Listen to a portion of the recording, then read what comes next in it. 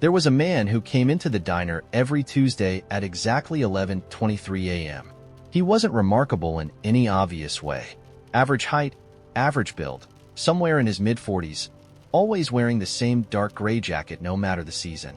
He didn't stand out, and I probably wouldn't have noticed him at all if it weren't for the clockwork precision of his routine. He always sat in the same booth near the window, ordered black coffee and a grilled cheese sandwich, and left a $5 tip folded neatly under his plate. And then, precisely 35 minutes later, he would leave. Not 34, not 36, 35. Every single time. I started working the morning shift at Lorraine's diner about 6 months ago, and it took me maybe 3 weeks to notice the pattern. At first, it was just one of those background details your brain files away, the kind of thing you don't think about until it tugs at you unexpectedly.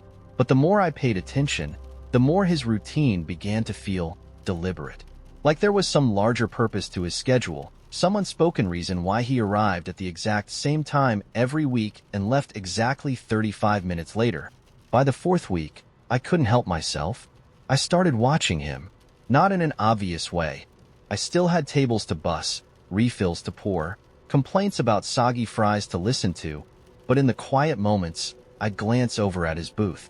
He didn't do anything unusual. He didn't bring a book or a laptop, didn't scroll through his phone or doodle on napkins. He just sat there, staring out the window, his hands resting lightly on the edge of the table. Occasionally, he'd take a sip of his coffee or a bite of his sandwich, but mostly, he just watched the street outside with a kind of quiet intensity that made the hairs on the back of my neck stand up. I mentioned him to Lorraine once, during a lull in the afternoon when the lunch crowd had thinned out and we were wiping down the counters. She shrugged, barely looking up from the register. "Oh, that guy. He's been coming here for years. Don't know his name. Don't know much about him, really. Just a creature of habit, I guess." A creature of habit. That's what I told myself, too, for a while. Some people are like that, right? They find comfort in routines, in the familiarity of doing the same thing over and over. But there was something about him that didn't fit the mold. He wasn't comforted. He wasn't relaxed. He was waiting. For what? I had no idea, but I could feel it. One Tuesday, about 2 months after I'd started paying attention to him, I decided to break the routine. Not his mine. I brought him his sandwich like usual, but instead of walking away, I asked him, "Do you need anything else?" His gaze flicked up to me, sharp and sudden, like I'd pulled him out of some deep thought. Up close, his eyes were a startling shade of blue, so bright they almost seemed unnatural. He studied me for a moment, his expression unreadable, before shaking his head. "No," he said. His voice was low, steady, with the faintest trace of an accent I couldn't place. "Thank you." I lingered for half a second longer, hoping he might say something else, but he didn't. He just returned his attention to the window, and I walked away, feeling simultaneously foolish and strangely unsettled. The next week, he came in at his usual time, sat in his usual booth, and ordered his usual meal. But this time, he left before the 35 minutes were up. He stood abruptly, halfway through his sandwich, and walked out without a word. The folded $5 tip was still there under his plate, but his coffee cup was barely touched, and the chair he'd been sitting in was slightly askew, like he'd left in a hurry. I didn't see him the following Tuesday, or the one after that. I told myself it didn't matter, that it was just a fluke, that I'd probably imagined the significance of his routine in the first place. But a part of me couldn't let it go. I started watching the clock at 11:23 a.m. every Tuesday, feeling a faint, inexplicable disappointment when he didn't show up. Then, one night, I saw him. It was almost midnight, and I was walking home after my shift, cutting through the empty streets where the streetlights flickered faintly against the cold pavement. The diner closed early on weeknights, and the town was the kind of quiet that only small towns could be, the kind where even your own footsteps sounded too loud. I just turned onto Maple Street when I noticed someone standing at the edge of the sidewalk, partially hidden in the shadows between two buildings. It took me a moment to recognize him, but when I did, my breath caught. It was him, the man from the diner. He wasn't wearing his usual gray jacket. Instead, he had on a dark coat that reached nearly to his knees, and he was holding something in his hand. A folded piece of paper, maybe, or a photograph. He didn't see me at first. His attention was fixed on something across the street, something I couldn't see from where I stood. I took a step closer, my curiosity outweighing my better judgment, and that's when he turned. For a moment, we just stared at each other. His expression didn't change, but his eyes were sharper than I'd ever seen them, filled with a strange, almost electric intensity that made my stomach twist. I opened my mouth to say something. I don't even know what, but before I could, he slipped the paper into his pocket, turned, and disappeared down the alley. I should have left it alone. I should have gone home, locked the door, and forgotten the whole thing. But instead, I followed him. The alley was dark and narrow, the air thick with the smell of damp concrete and something metallic. I kept my distance, careful not to let my footsteps echo too loudly, but he moved quickly, his silhouette weaving through the shadows like he already knew exactly where he was going. The alley curved sharply to the left, and when I rounded the corner, I stopped dead in my tracks. He was gone. The alley ended in a solid brick wall, too high to climb and too smooth to have any hidden doors. There was no way he could have disappeared so quickly, no side paths or fire escapes to explain it. I stood there for a long moment, my pulse hammering in my ears, before finally turning back the way I'd come. When I got home, I checked the locks twice. I told myself I'd imagined the whole thing, that I was tired, that I needed to stop obsessing over someone who was probably just a man with a routine and nothing more. But I couldn't shake the feeling that I'd stumbled into something I wasn't meant to see. The next Tuesday, he came back to the diner. He arrived at exactly 11:23 a.m., sat in his usual booth, and ordered his usual meal, as if nothing had happened. But when I brought him his coffee, he looked up at me and said, "You shouldn't have followed me." His words were calm, almost casual, but they sent a cold ripple down my spine. Before I could respond, he added, "It's better if you don't ask questions. Some routines aren't meant to be broken." I stood there, frozen, my hands gripping the edge of the table. He didn't say anything else, just picked up his coffee and took a slow, deliberate sip. And for the first time, I noticed that his hands were shaking. He hasn't missed a Tuesday since. But now, whenever he stares out the window, it feels less like he's watching the street and more like he's waiting. For what? I don't know. And maybe I don't want to. The first time I saw June, she was trying to coax a raccoon out of a dumpster with a tortilla. It was a bizarre scene, even by the standards of the scrappy little downtown alley where I worked. I had stepped outside for some air during my break, armed with nothing but my coffee and the growing sense that life had gotten way too predictable. And there she was, crouched next to a dumpster like she was in the middle of some important diplomatic negotiation.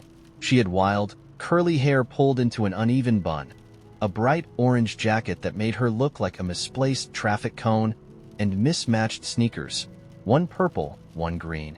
The raccoon, for its part, looked skeptical. It peeked out of the dumpster with narrowed eyes, claws clutching the edge of the metal like it was weighing its escape options. "Come on, buddy," she said, her voice soft but insistent, holding the tortilla out like it was a peace offering. "This is a good deal. You don't have to eat garbage. Tortillas are a major upgrade." I stood there, frozen between fascination and secondhand embarrassment, until she noticed me. She didn't seem startled, just mildly curious, like I was an extra who'd wandered onto her set. "You there," she called out, pointing at me with her free hand. "Do you have any peanut butter?" "What?" I asked, because what else could you say in a moment like that? "Peanut butter," she repeated, as if it were obvious.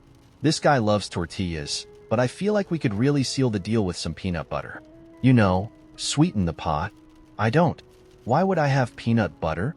She sighed dramatically, as though my lack of preparedness was a personal failing. "Fine.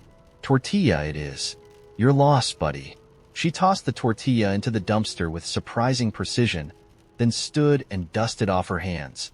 The raccoon disappeared after it, and I thought, well, that's the strangest thing I'll see today. But then she turned to me with a huge grin and said, "He's been in there for 3 days. Someone had to do something about it." 3 days? I asked, incredulous. "Yep," she said, pulling a pair of fingerless gloves from her jacket pocket and slipping them on. I've been keeping an eye on him. A relationship like this takes time to build. I blinked at her. You've been checking on a raccoon in a dumpster for 3 days? Of course, she said, like it was the most natural thing in the world. I mean, wouldn't you want someone to check on you if you were stuck in a dumpster? I wanted to argue, but I couldn't think of a good counterpoint. I guess. She nodded, satisfied, and stuck her hands in her jacket pockets. Anyway, he's fine now. Mission accomplished. Have a good one. And with that, she strolled off down the alley, humming a tune I didn't recognize, leaving me standing there with my lukewarm coffee and the distinct feeling that I'd just been hit by a small, very colorful hurricane. I didn't expect to see her again, but she turned up a week later, sitting on the curb outside my building and drawing something in a battered sketchbook. Her orange jacket was gone, replaced by a plaid scarf that was at least 2 sizes too big for her, and she had a bag of jelly beans balanced precariously on her knee. "You again," I said as I walked past, half amused and half annoyed that my predictable world was being invaded by this strange, tortilla-wielding human tornado. "You!" she exclaimed, looking up with the same grin she'd flashed me in the alley. "No peanut butter today either, huh?" I laughed despite myself. "Afraid not." She patted the curb next to her. "Sit. You look like someone who needs a jelly bean." Against my better judgment, I sat down. She offered me the bag, and I took one, popping it into my mouth without checking the color first. It was cinnamon, and I regretted my life choices immediately. "So," I said after I managed to swallow, "what are you drawing?" She flipped the sketchbook around to show me. It was a messy, chaotic pencil drawing of what looked like, well, me, sitting on the curb, holding a coffee, staring into the middle distance with the kind of existential dread only Tuesday mornings can inspire. "That's not flattering," I said, but I was more amused than offended. "It's honest," she replied, shrugging. "People always try to look less tired in their selfies. I'm just drawing what's real. And what's real is that I look like a sleep-deprived cartoon character." "Exactly," she said, popping a jelly bean into her mouth. We ended up talking for nearly an hour. She told me her name was June, though she didn't explain whether it was her actual name or a nickname she'd given herself. She told me she worked here and there, picking up odd jobs that let her afford the important things in life, like art supplies and jelly beans.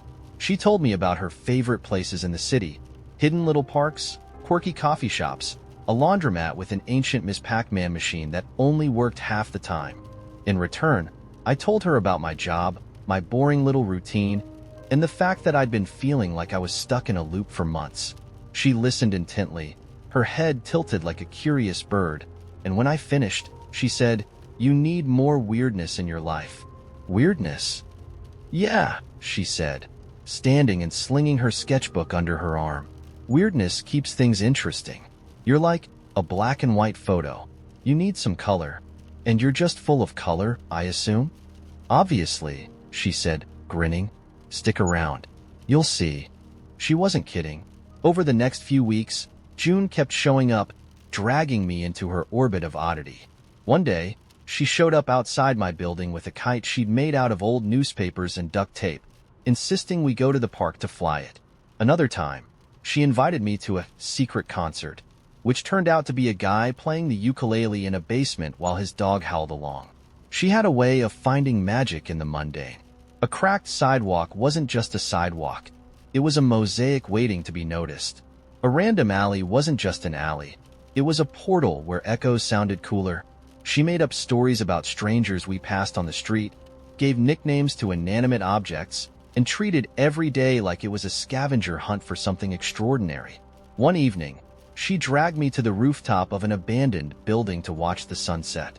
She brought a thermos of hot chocolate and a bag of marshmallows, and we sat on the edge, our legs dangling over the side, watching as the city turned golden. "This is what I mean," she said, her voice softer than usual. "You've got to find moments like this. They're everywhere, but people are too busy to notice." I looked at her, silhouetted against the fading light, and realized she wasn't just talking about the sunset. June was the weirdness I didn't know I needed. She was the jelly bean in a world of plain M&Ms, the tortilla in a dumpster raccoon's life. She was unpredictable, chaotic, and occasionally infuriating, but she made the world feel bigger, brighter, and infinitely more alive. I never asked where she came from or how long she planned to stay. I didn't need to. June wasn't the kind of person you try to pin down. She was like a gust of wind. Here one moment, gone the next, but always leaving something behind. And whatever it was, it always made everything just a little bit better. There's a man who walks the beach every night, dragging a stick behind him. He appears after sunset, when the tourists and joggers have gone home and the only sounds left are the waves and the wind. I first noticed him last summer, on a Wednesday, when the heat hung in the air even after dark. He walked just at the edge of the water, the surf lapping at his ankles, his outline barely visible in the moonlight. The stick he carried looked more like a branch, gnarled and twisted, and he dragged it behind him in the sand, drawing a long, uneven line that stretched as far as I could see. I watched him for a while, standing barefoot in the cool sand with my shoes in one hand and my phone in the other. He moved steadily, his steps deliberate, his head bent as if he were studying the line he was making. I thought about calling out to him, "What are you doing? Why that line?" But something about the way he moved kept me silent. When I came back the next night, the line was still there, a faint scar in the sand running parallel to the shore. And there he was again, walking the same path, dragging the same stick, tracing over the line as if afraid it might disappear. For weeks, he was there every evening, as predictable as the tides. No one else seemed to notice him. I'd see couples walking hand in hand, kids chasing the retreating waves, dogs bounding through the surf, but none of them stopped to watch him. None of them seemed to see the line at all. It became a habit, then an obsession. I'd go to the beach every night just to see him, always staying far enough away that he wouldn't notice me. I told myself it was harmless curiosity, but there was something about the line, about the act of drawing it, that got under my skin. It wasn't random. It couldn't be. There was a purpose to it, a rhythm, though I couldn't figure out what it was. One night, I followed him. I waited until he was a good distance ahead, then slipped off my sandals and walked after him, my footsteps muffled by the sand. He didn't seem to notice.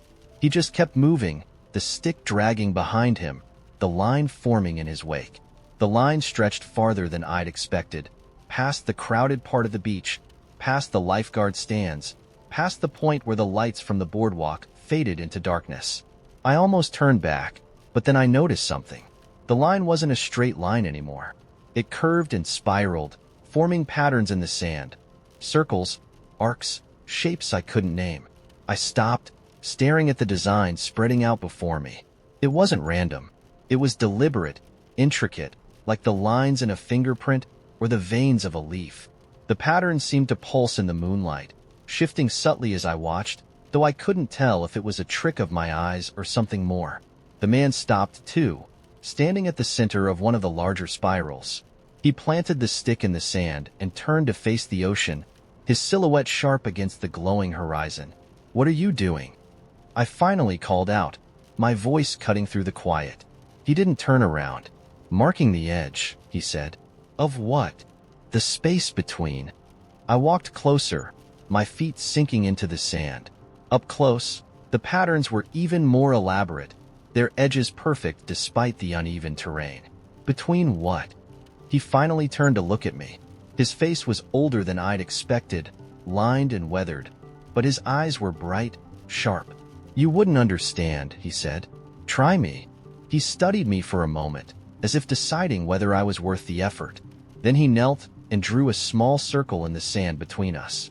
"This is here," he said, tapping the inside of the circle with his stick. He dragged the stick through the sand, extending the line outward. "And this is there." "Okay," I said slowly, waiting for him to explain. He pointed at the edge of the larger pattern, where the sand seemed to shimmer faintly. "And this," he said, "is where they touch." "Where what touches?" I asked, frustration creeping into my voice. But he didn't answer. Instead, he stood, picked up his stick, and continued walking, dragging his line behind him. I didn't follow him again that night. I just stood there, staring at the patterns, trying to make sense of them. The air felt different around them, heavier, charged, like the moment before a storm. I started seeing things after that. Not all at once, and not always clearly, but enough to make me wonder if something had shifted. A flicker of movement at the edge of my vision. A shadow passing across the water when nothing was there. Once, I saw a shape standing in the surf, too far out to be a person, too still to be an animal. The man kept walking the beach every night, but the patterns he made grew stranger. They weren't just spirals and circles anymore. They became more angular, more chaotic, as if the sand itself was resisting him. Sometimes, when I got close, I thought I could hear something. A faint hum, low and steady, like the sound of distant machinery. I tried talking to him again, but he wouldn't answer my questions. He just told me to leave. "This isn't for you," he said, his voice cold. "Go home." But I couldn't. Not yet. Last night, the patterns stretched farther than I'd ever seen them, curling and twisting across the sand like the skeleton of something vast and ancient. The hum was louder now, vibrating under my skin, and the air smelled faintly of salt and ozone. The man was standing at the center of it all, his stick raised above his head, his face turned toward the sky. "What is this?" I yelled, my voice shaking. "What are you doing?"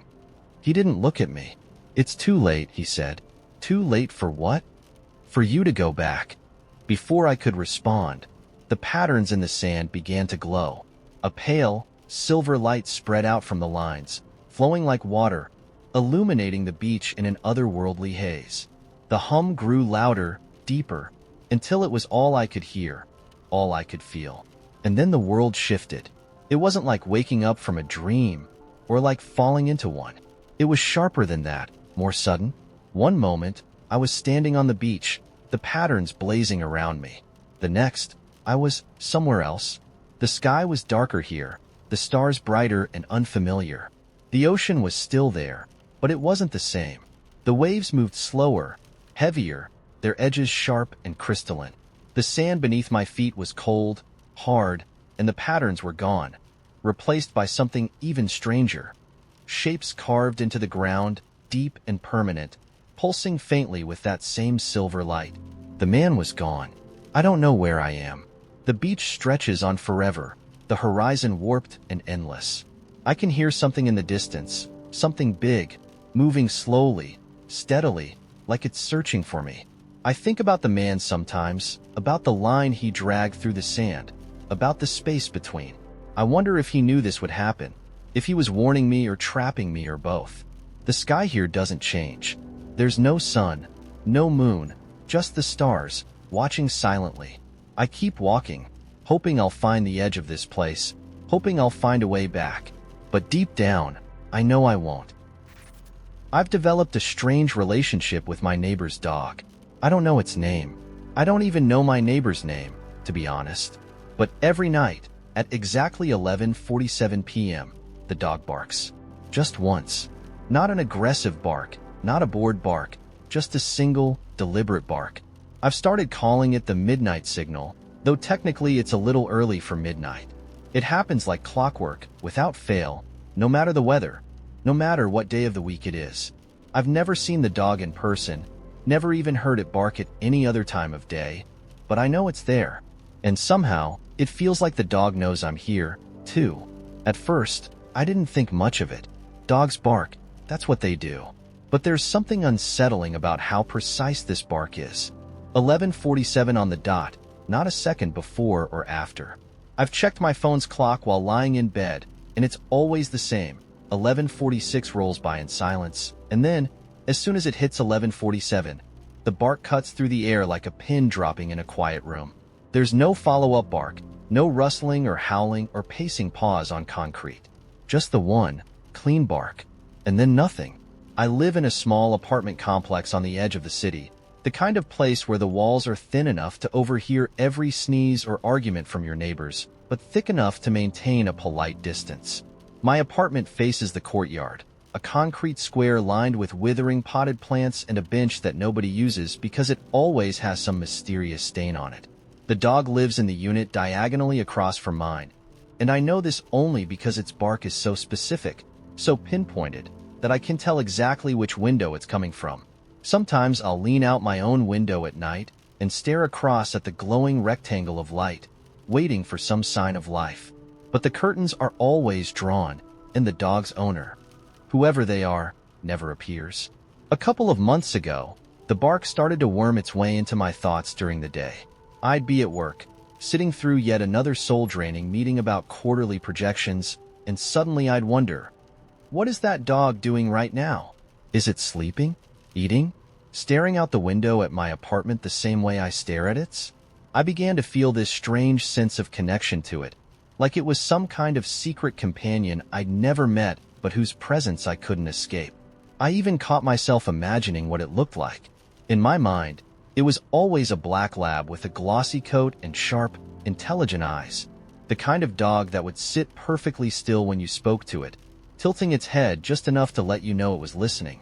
Eventually, I became obsessed. I wanted to know why it barked. Not just the mechanics of it. Dogs bark for any number of reasons. But the why behind this particular bark. Why 11:47? Why only once? Why so precisely? I started staying up later, lying in bed with my laptop open, trying to distract myself with meaningless internet searches while I waited for the sound to come. When it did, I closed my eyes and imagined the dog sitting by its window, staring at the moon, releasing that single bark as if to say, "I'm here. Are you?" One night, after too many hours of scrolling through forums about strange animal behavior, I decided to do something about it.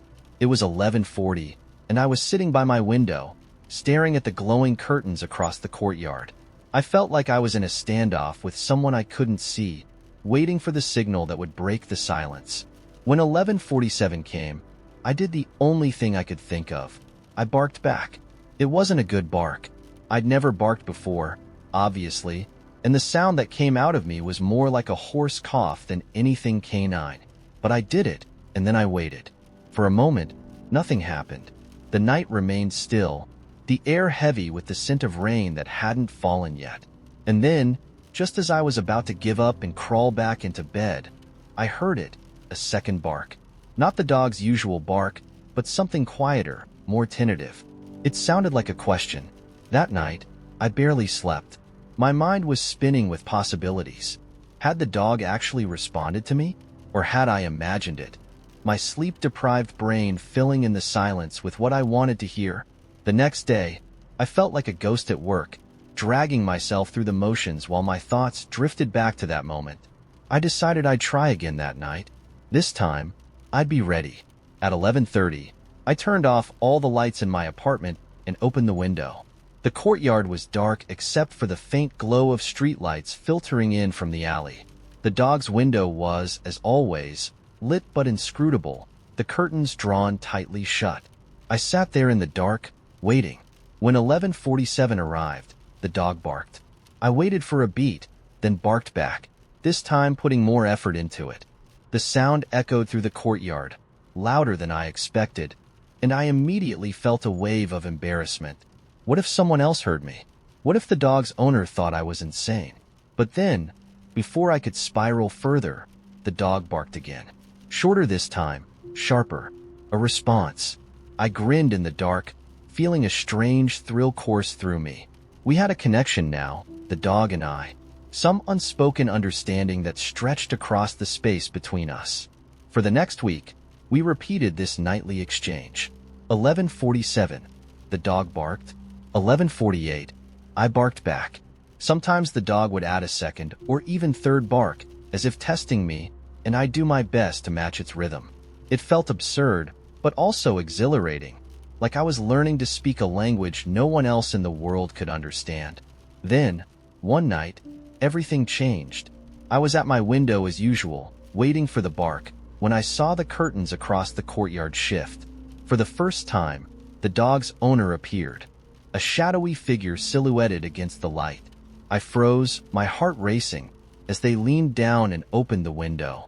For a moment, I thought they might yell at me, demand to know why I'd been barking like a lunatic, but instead, they said something I couldn't quite make out. Their voice was soft, carried across the courtyard on the breeze, and it sounded almost like a question. I hesitated, unsure what to do. Then, taking a deep breath, I barked. The figure laughed, a low, warm sound that made my embarrassment evaporate instantly. "So it's you," they said, their voice clearer now. "You're the one talking to Charlie." "Charlie?" I asked, my voice shaky from nerves. "The dog," they said, pointing to the window. A black lab's head appeared, its glossy coat catching the light. Its eyes met mine, and I felt a strange, sudden warmth, like I'd been let in on a secret I hadn't known I was part of. For the next hour, we talked across the courtyard, the owner leaning out their window, me perched on my sill. They told me their name, Elliot, and explained that Charlie had always been a weirdly punctual dog. The 11:47 bark, they said, was something he'd done since he was a puppy, for reasons no one could figure out. "Maybe he's calling out to the universe," Elliot said with a shrug. "Or maybe he just likes knowing someone's listening." "I was listening," I said, smiling, and for the first time, I realized how true that was. The wind over the dunes sang a low, mournful note as Ira climbed the last rise. Sand shifted beneath her boots, carrying her forward with an uneven rhythm. Ahead, the vast ruins of Alt Halos stretched like the ribs of some ancient beast. Time had gnawed at the city's edges, leaving only jagged silhouettes against the blood-orange sky. People called it cursed, but curses were useful sometimes. She reached the outskirts as the sun dipped low, casting long shadows across the broken stones. The air here had a weight to it, heavy with the scent of dry metal and something faintly bitter, like crushed sage. She set her pack down beside a toppled column and surveyed the ground. Nothing moved but the wind. For now, that was a mercy. The map had been clear. A series of concentric circles formed the old city's heart, each ring denser with debris and secrecy. Ira unfolded the brittle parchment, tracing her finger across the faded lines. The mark she sought was in the innermost ring, a place the locals refused to name aloud. She folded the map away and adjusted the knife at her hip. It would be dark soon. As she moved deeper into the ruins, the temperature plummeted. The desert's sun-baked heat dissipated, replaced by a bone-deep chill that seemed to seep up from the ground. The silence grew heavier, pressing against her ears until even her breathing felt intrusive. She passed through what might once have been a marketplace, its stone stalls long since reclaimed by the desert. Here and there, fragments of pottery poked through the sand, painted with colors that refused to fade. It wasn't the artifacts that drew her, though. It was the thing buried beneath them. She first heard the stories as a child, tales of Alt Halos whispered around campfires by elders who swore the city had died because it had dared to touch something it shouldn't have. They spoke of a machine, older than memory, hidden in the earth like a coiled serpent. It had granted knowledge to the city's rulers, knowledge so vast and complete that it had consumed them.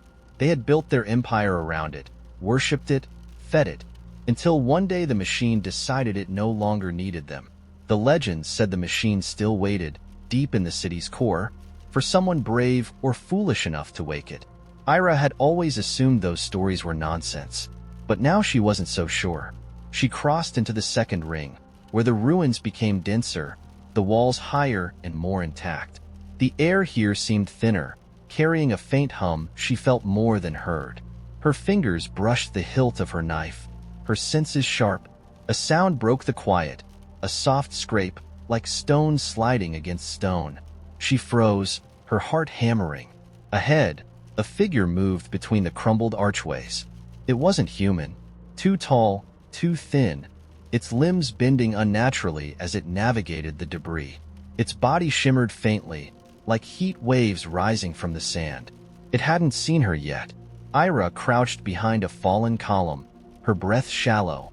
The stories hadn't mentioned guardians, but she supposed it made sense. A thing as powerful as the machine wouldn't remain unprotected. She waited, counting the beats of her pulse, until the figure disappeared into the shadows. Then she moved, keeping low and silent, her path winding ever inward.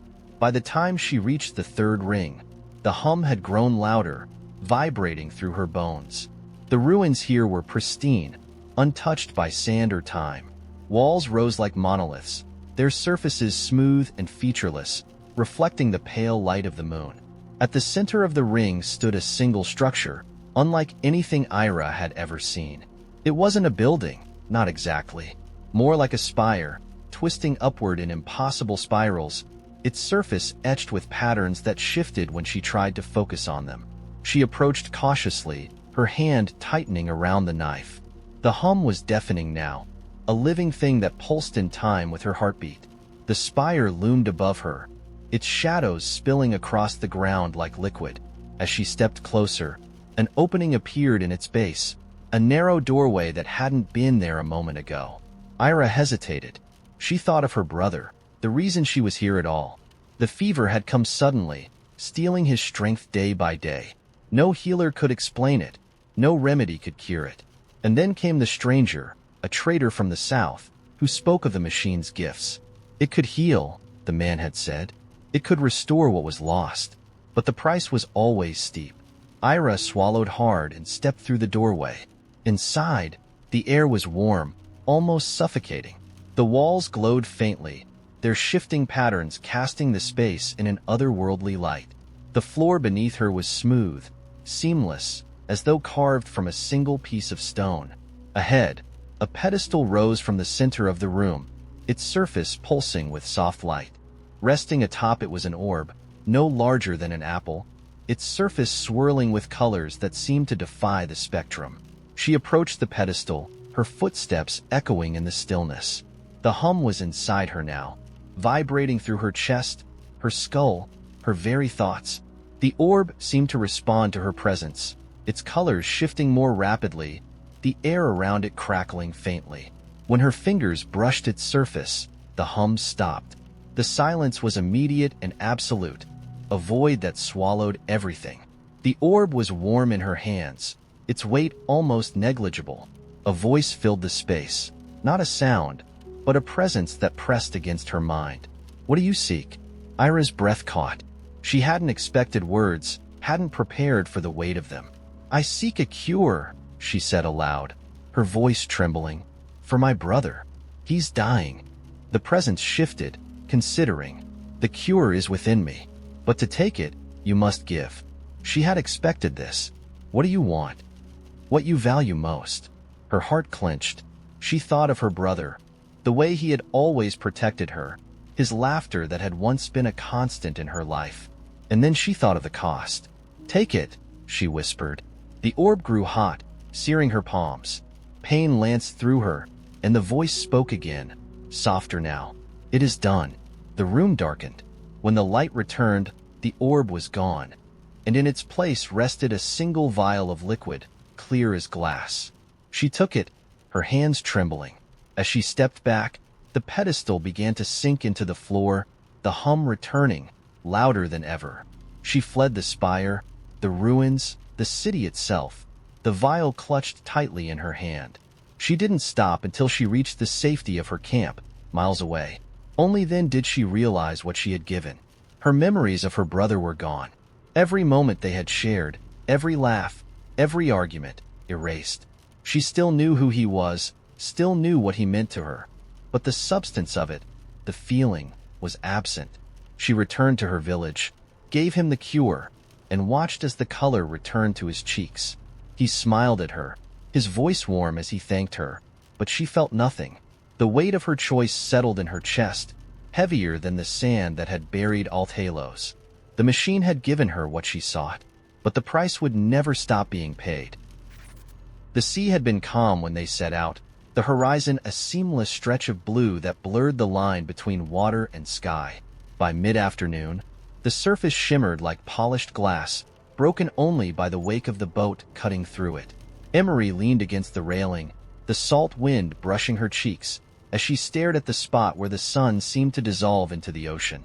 The boat's engine hummed steadily behind her, a sound that was both comforting and alien in its persistence. She had never been this far from land before. Behind her, the others were laughing. Friends of friends she barely knew. Emery had agreed to come along mostly to escape the weight of her apartment, its quiet corners heavy with memories she'd spent months trying to forget. The invitation had seemed like a gift, an opportunity to replace one kind of silence with another. Now, out on the open water, she wasn't so sure. The man steering the boat, a wiry older fisherman named Cal, had been quiet most of the day, his weathered hands gripping the wheel with an ease that belied his vigilance. He'd been hired to take them to a remote island just a few miles farther out, a place no one seemed to know much about except that it wasn't on most maps. When one of the others had mentioned it, half-drunk, laughing about a haunted island, Cal's expression had hardened, a flicker of something unreadable passing across his face. "You don't stay long," he'd said flatly. "No camping, no wandering, in and out." At the time, they'd all laughed. Now, as the sun began to sink and the shadows on the water stretched longer, his words seemed to settle into Emery's chest like stones. The laughter behind her had quieted, and the air seemed thicker, heavy with something unspoken. The island appeared suddenly, as though it had risen out of the sea just moments before. It wasn't large, more a jagged cluster of rocks crowned with a sparse covering of trees. The shoreline was steep, the sand pale and almost white against the dark rocks. As the boat drew closer, Emery could see the remnants of something built long ago. A crumbling stone wall, its edges weathered by time and salt, and the faint outline of a staircase leading upward into the trees. Cal killed the engine and let the boat drift toward shore. "You've got an hour," he said, his voice firm. "No more." The others piled into the small dinghy tied to the side of the boat, their voices bouncing off the water as they laughed and jostled each other. Emery hesitated, glancing at Cal, who was staring at the island with an intensity that made her throat tighten. "What's out there?" she asked. He didn't look at her. "Just keep to the shore," he said, "and don't take anything with you when you leave." The dinghy rocked unsteadily as they reached the shore, dragging it onto the sand with awkward, half-laughing effort. Up close, the island felt larger, its presence more imposing.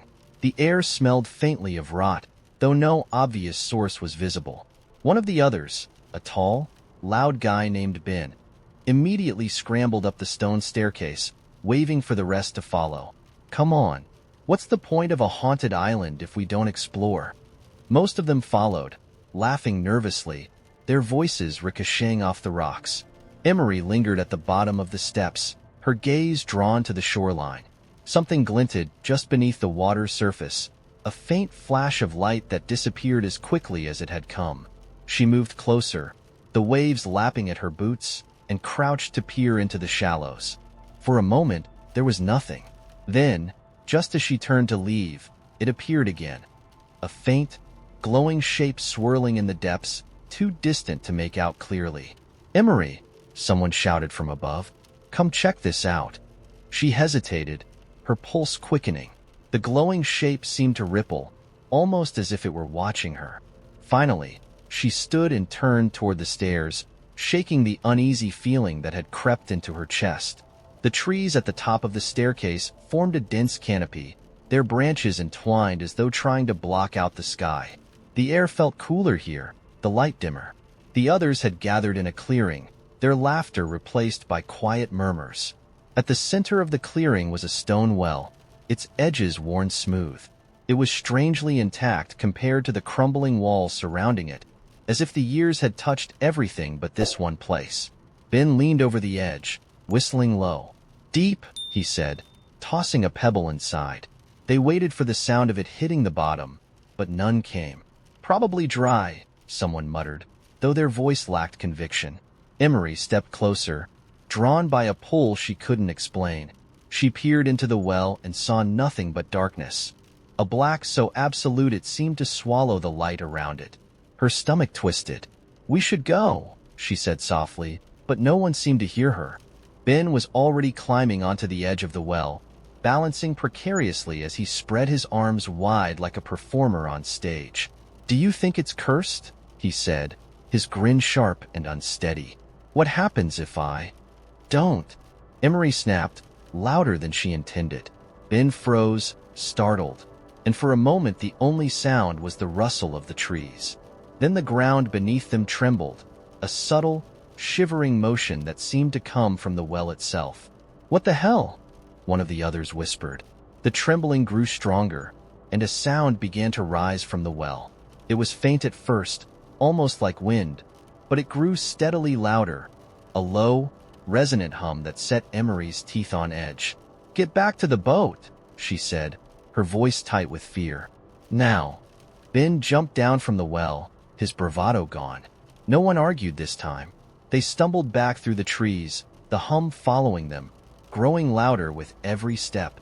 By the time they reached the shore, the glow in the water had returned, brighter now, swirling just beneath the waves. The dinghy rocked violently as they climbed in, and Emery glanced back at the island one last time. The trees at the top of the staircase seemed to shudder, their branches bending in unnatural ways. "Go!" she shouted, pushing the dinghy into the water. They reached the boat just as the first waves began to ripple outward from the island, their surfaces glowing faintly. Cal was waiting, his face grim as he yanked them aboard.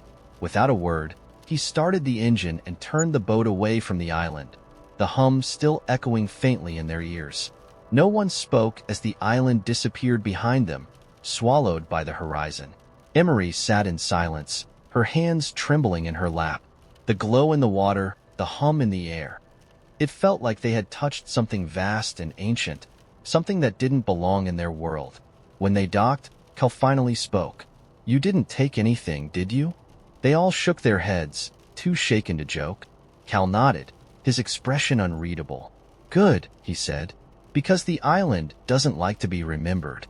As they walked away, Emery felt the weight of the letter still in her jacket pocket. She didn't know why, but she didn't throw it away. Not yet. When the lights in the museum flickered for the third time that evening, I knew something was off. I'd been working late, cataloging artifacts in the basement, alone except for the faint hum of the HVAC system and the occasional creak of old pipes. The museum was eerie after hours, but tonight felt different. The air was heavy, like the building itself was holding its breath. I adjusted the gloves on my hands and squinted at the object in front of me. A tarnished bronze mask, its features sharp and angular, almost bird-like. It had arrived last week as part of an anonymous donation. No note, no backstory, just a carefully packed crate with this single item inside. The mask was fascinating, sure, but also unsettling. The eye holes were too narrow, giving it a predatory look, and the faint etchings along the edges seemed to shimmer faintly in the fluorescent light, though that might have been my imagination. "Just a mask," I muttered to myself, though the words didn't sound convincing even to me. The museum had seen its share of oddities over the years, artifacts that didn't belong to any known culture, objects that seemed out of place in time. But something about this mask made my skin crawl. The lights flickered again, and this time, the hum of the HVAC cut out, leaving the basement in silence. I sighed, pulling off my gloves. "Great," I muttered. "Just what I need." I pushed back my chair and grabbed a flashlight from the desk drawer, its beam cutting through the shadows as I made my way toward the breaker box in the corner. As I passed the shelves of artifacts, the beam of light caught on something that made me stop. The mask. It wasn't where I'd left it. I frowned, shining the flashlight back at the desk. The mask was there, sitting exactly where I'd been working. But for a moment, I could have sworn it had been on the shelf behind me. I shook my head, laughing nervously. "You're losing it," I told myself. Too many late nights, too much caffeine. Still, I couldn't shake the feeling of being watched. The breaker box was an old, rusted beast, and I had to wrestle it open. I flipped the main switch off and back on, and the lights sputtered to life again, casting long, flickering shadows across the room. Satisfied, I turned back toward the desk and froze. The mask was gone.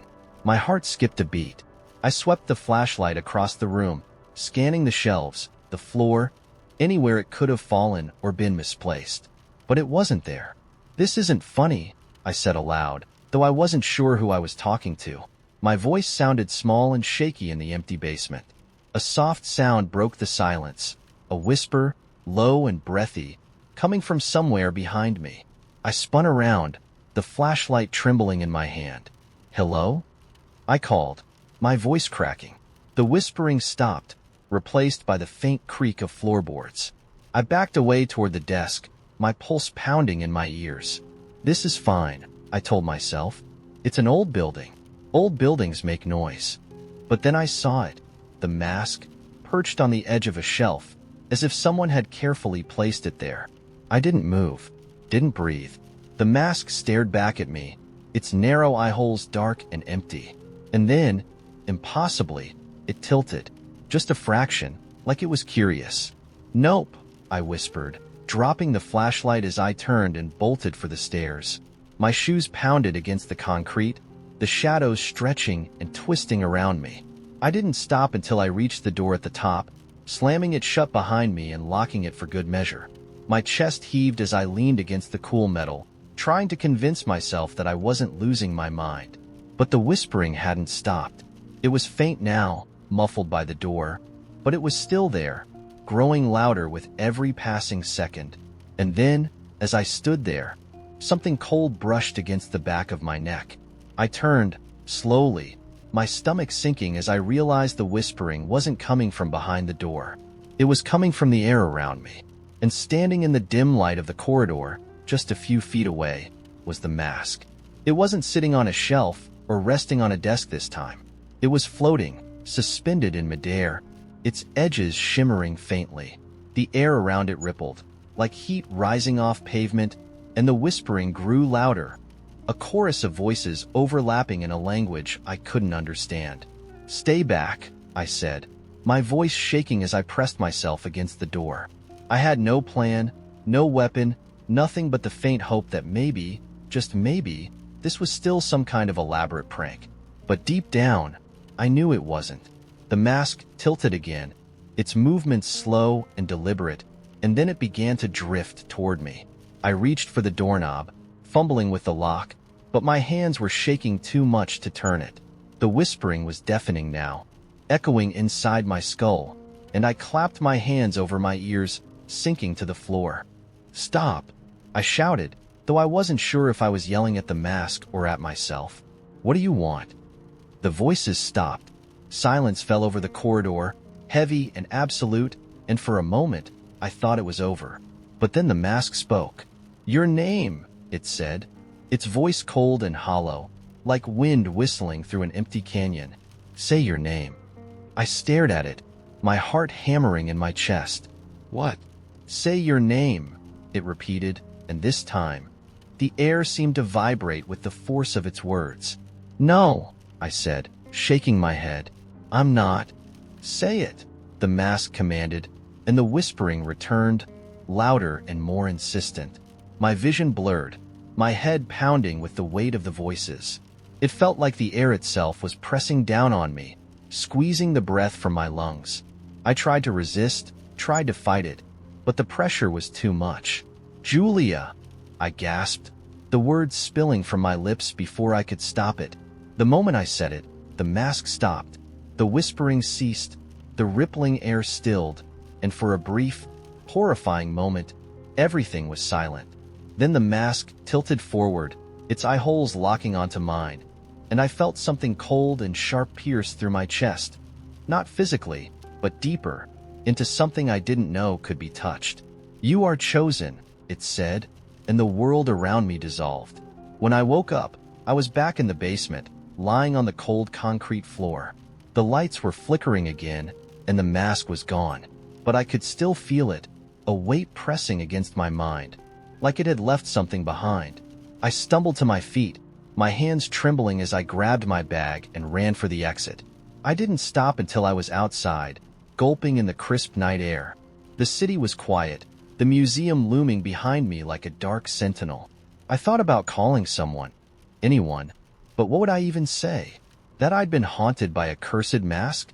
That I could still hear its voice echoing in my head, whispering words I didn't understand? I haven't been back to the museum since that night. I told my boss I needed time off, made up some excuse about a family emergency. But no matter where I go, I can't escape the feeling that the mask is still watching me, waiting for something. And sometimes, late at night, I still hear it whispering my name. I was 19 when I found the box, and I can't explain to you why I took it home. I was working part-time at a thrift store, one of those places where people drop off their cast-offs with the vague hope that someone else will find value in their junk.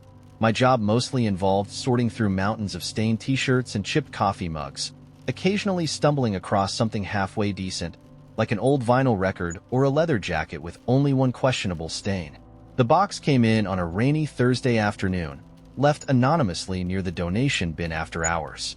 It was heavy, taped shut, and completely unremarkable, just a plain cardboard box with no markings. If it had been any other day, I probably would have dumped it in the pile and forgotten about it. But for some reason, I didn't. For some reason, I opened it. Inside, there was a collection of oddities. Old photographs, yellowed letters, a cracked pocket watch, a delicate glass vial with a cork stopper. It was like someone had emptied out the contents of a very peculiar attic. The photos were black and white, the kind where everyone looked slightly haunted, and the letters were written in looping, old-fashioned handwriting that was hard to read. The watch didn't work, but the vial was sealed and filled with something dark, almost like ink. I remember holding it up to the light, watching the liquid shift, thick and sluggish, like it was alive. It didn't smell like anything. I should have reported it, I guess, told my boss, or at least handed it off to someone else to deal with. But instead, I slipped the vial into my pocket, taped the box back up, and stashed it in the break room to sort through later. It wasn't stealing, not really. No one wanted this stuff. It wasn't worth anything. That night, in my tiny apartment that smelled faintly of mildew no matter how much I cleaned, I spread the box's contents across my coffee table. The photographs were strange, mostly of people standing in front of old houses or sitting stiffly in chairs. There was one of a man standing on a beach, wearing a wide-brimmed hat and holding what looked like a large fish, except the fish had too many fins and a mouth that curved in a way that made me feel sick if I stared at it too long. Another photo showed a woman in a dark dress, standing at the edge of a forest with her back to the camera. Her hair was long and wild, and there was something barely visible in the trees behind her, a shadow or a shape that didn't look quite human. I set those aside and turned my attention to the letters. They weren't addressed to anyone, just signed with a single initial. They talked about a house, described it in vivid detail. The creaking floorboards, the strange carvings on the doorframes, the way the air always smelled faintly of smoke even when no fire had been lit. One letter mentioned a room that locked itself. Another spoke of mirrors that never reflected what they should. "It's not a house," one letter read. "It's something else, wearing the skin of a house. It wants me to stay, but I don't think it's me it's waiting for." I read that line 3 times, my heart racing for reasons I couldn't quite explain, before folding the letter and setting it down. The vial sat in the center of the table, untouched. I wasn't sure why I'd brought it home. It didn't seem to belong with the rest of the items, like it had been put in the box by mistake. I couldn't stop thinking about the letters, or the photographs, or the vial. Over the next few days, I started looking through the box obsessively, rearranging the contents, searching for some kind of connection between the pieces. I convinced myself it was just curiosity, a distraction from the monotony of work and bills and the ever-present question of what the hell I was doing with my life. But the more I dug, the more I felt like the box was digging back. The photos started to bother me, not just because of what was in them, but because of what wasn't. The backgrounds seemed wrong somehow, like they didn't quite match the subjects. In one photo, the shadows of the trees didn't line up with the direction of the sunlight. In another, the windows of a house reflected a sky that was darker than the one above it. I told myself it was just old photography, a trick of the light, but the unease lingered. The vial was the worst. I kept it on the coffee table, where I could see it, but I couldn't bring myself to open it. Every time I held it, I felt this strange, low thrum in my chest, like my body was responding to something I couldn't hear. I'd catch myself staring at it for minutes at a time, my mind going blank, the world around me fading into a kind of static. One night, I woke up from a dream I couldn't remember and found myself standing in the living room, the vial clutched in my hand. I didn't remember getting out of bed. Things got worse after that. I started hearing noises in my apartment, faint creaks and whispers that seemed to come from the walls. Objects moved when I wasn't looking. A glass I'd left on the counter would appear on the sink. My keys would turn up in a different pocket than the one I'd put them in. The air felt heavier, like the pressure before a storm, and the lights flickered constantly, no matter how many bulbs I replaced. I told myself it was just stress, lack of sleep, too much caffeine. But deep down, I knew it wasn't. Deep down, I knew it had something to do with the box. I decided to get rid of it. I packed everything back inside. The photos, the letters, the pocket watch, the vial, and drove it to a thrift store across town, one I'd never been to before. I didn't want it to end up back where it came from. I didn't even go inside, just left the box on the donation dock and drove away. I thought that would be the end of it. It wasn't. When I got home, the box was sitting on my kitchen table. At first, I thought I was losing my mind. I checked the door, the windows, even the locks, but nothing was out of place. The box sat there, exactly as I'd left it, the tape slightly frayed at the edges. I didn't touch it. I couldn't. I grabbed my car keys and left, drove aimlessly for hours, stopping only when I realized I'd forgotten to bring my wallet. When I finally worked up the courage to go back to the apartment, the box was gone. For a moment, I felt an overwhelming sense of relief. Then I saw the vial, sitting in the middle of the coffee table, exactly where it had been before. I never opened it. I threw it away, burned it, even buried it once, but it always came back, always in the same spot on the coffee table. I stopped trying after a while. Stopped sleeping, too. The noises in the walls grew louder, more insistent, and the air in my apartment felt so thick I could barely breathe. I started spending more and more time at work, volunteering for extra shifts just to avoid going home. But no matter how long I stayed away, the vial was always there when I returned, waiting for me. It's still there now, as I write this. The liquid inside is darker than it was before, almost black, and it moves even when the vial is still. I don't know what's in it, and I don't want to know. But sometimes, when I'm alone and the apartment is quiet, I swear I can hear it whispering. I can't make out the words, but I know they're meant for me. So, now I'm curious.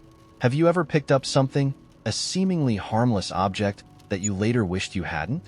Something that felt wrong, but you couldn't explain why? If you have, I'd love to hear your story. Maybe it'll make me feel a little less alone. Or maybe it'll just make things worse. I honestly don't know anymore. The first thing you notice about the staircase is that it wasn't there yesterday. It spirals upward in the middle of the park where the fountain used to be. No signs, no construction tape, no evidence of workmen. Just a staircase, seemingly carved from pale stone, each step worn smooth like it's been walked on for centuries. It doesn't match anything else in the park. Not the modern benches, not the concrete pathways, not the glass high-rises that surround the area. I saw it on my way to work. Normally, I take the shortcut through the park without giving it much thought. Head down, earbuds in, ignoring the dog walkers and joggers. But that morning, the staircase made me stop.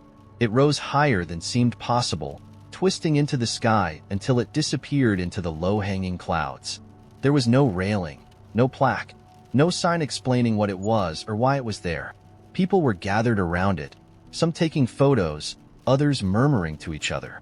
A few kids ran up to the first step, giggling as their parents called them back nervously. One man in a business suit touched the bottom step with his hand, as if testing to see if it was real. "Is this an art thing?" A woman nearby asked, no one in particular.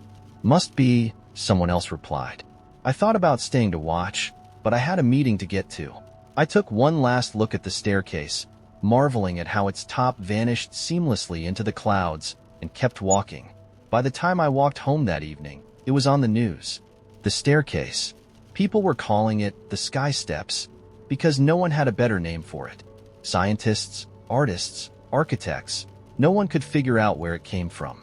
It wasn't made of any known material. There were no seams, no signs of assembly, and the biggest mystery? It wasn't in the way. Someone on TV said it didn't cast a shadow. The next day, the crowds around the staircase had doubled. People came with cameras, drones, even camping chairs like they were expecting a show. Some brave, or foolish, souls had climbed a few steps, but no one went far. The higher you climbed, the more the air seemed to change. They say the air gets heavier after the fifth step, a guy in a denim jacket told me as we stood near the edge of the crowd. You feel it in your chest, like you're swimming. Did you go up? I asked. He shook his head. Nope. I'll wait until someone else figures out what's up there. What if no one ever does? I said, half joking. He didn't answer. Over the next week, people came from farther and farther away. Tourists, reporters, influencers looking for their next viral shot. A group of engineers built a scaffold around the base, but it only reached the 10th step before the workers reported dizziness, nausea, and a strange ringing in their ears.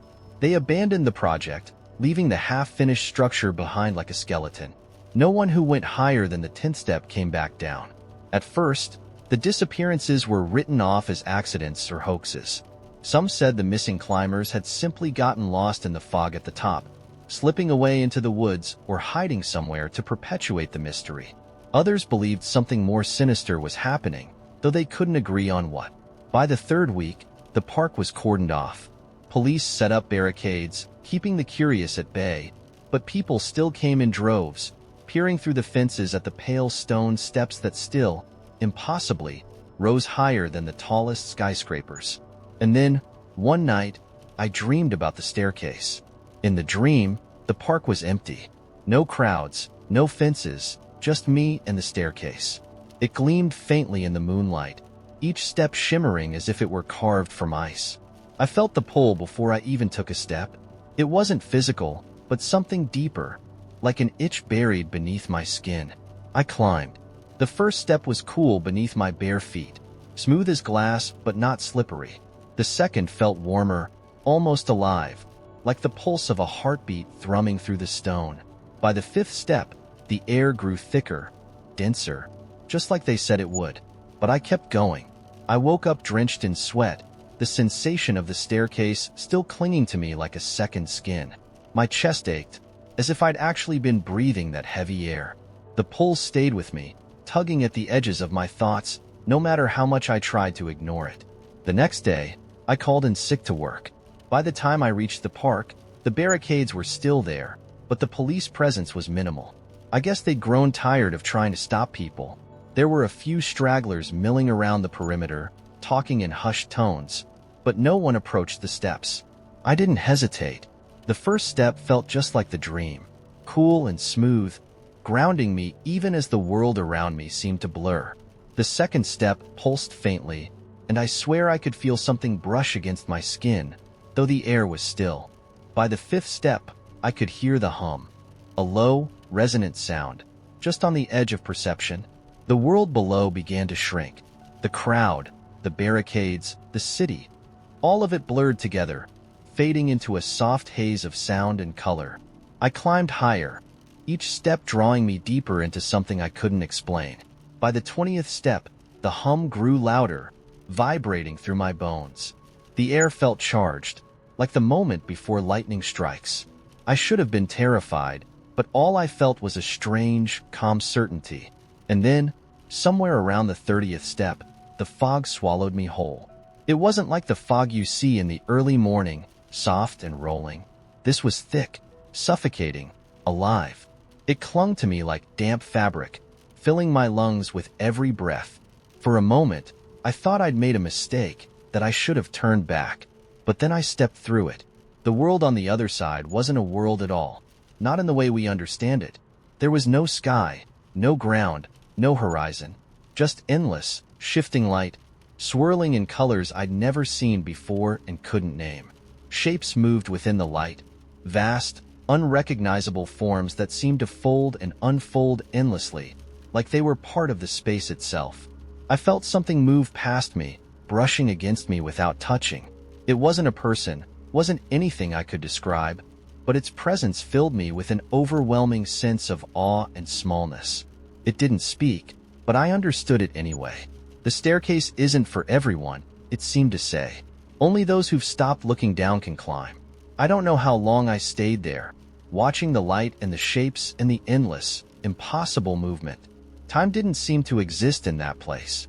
It could have been seconds or centuries. When I finally turned to go back, the staircase was gone. I woke up in my bed, the morning light streaming through the window, the hum still faintly echoing in my ears. For a moment, I thought it had all been a dream. But when I stepped out of bed, I found a small piece of stone on the floor, smooth and pale, humming faintly with an energy that didn't belong in this world. The staircase disappeared the next day. Some said it crumbled to dust. Others said it just faded into the sky like it had never been there. The park returned to normal, the fountain rebuilt, the mystery swept under the rug of collective memory. But sometimes, late at night, I still feel the pull. The letter arrived in an envelope too heavy for ordinary mail. Ezra found it on his doorstep one evening, balanced precariously against the chipped wood like an artifact from another time. The paper was textured, thick as fabric, and sealed with dark blue wax pressed into the shape of a spiral. No address, no name, just the unmistakable weight of intention. He turned it over in his hands before slipping his thumb under the edge of the seal. The wax cracked like ice. Inside was a single sheet, folded precisely, with a message written in a hand that seemed older than ink itself. The house on the edge of time is ready. Your key awaits. Ezra blinked, confused. The phrase tugged at something distant in his memory, a half-formed dream he couldn't place. The handwriting was unfamiliar, but the way the words curved felt deliberate, as if written specifically for him. He looked around the empty street, expecting someone to be watching, but the evening was quiet. Clouds hung low over the rooftops, smothering the last light of day. He refolded the letter and slipped it into his jacket pocket. That night, sleep was restless, the kind where dreams felt more like memories. He woke before dawn, the letter still whispering in the back of his mind. By mid-morning, Ezra was back on his routine. He repaired clocks for a living, working out of a small shop sandwiched between a bakery and a bookstore. The air smelled faintly of yeast and dust, a blend he had come to associate with home. Customers trickled in steadily, dropping off grandfather clocks with warped chimes and wristwatches that refused to tick. The letter lingered in his pocket, its presence an itch he couldn't scratch. Around noon, an old man shuffled into the shop carrying a peculiar clock. The thing was a monstrosity, an oversized brass sphere dotted with dials and levers, its surface tarnished and its face missing entirely. "Found this in my attic," the man said, setting the clock on the counter with surprising care. "Thought it might be worth fixing." Ezra squinted at it, his fingers brushing the cool metal. It wasn't like any clock he'd seen before, its design too intricate, its mechanics too alien. A faint hum seemed to emanate from within, barely audible, like the memory of a sound. "Where did you say you got this?" he asked. The old man shrugged.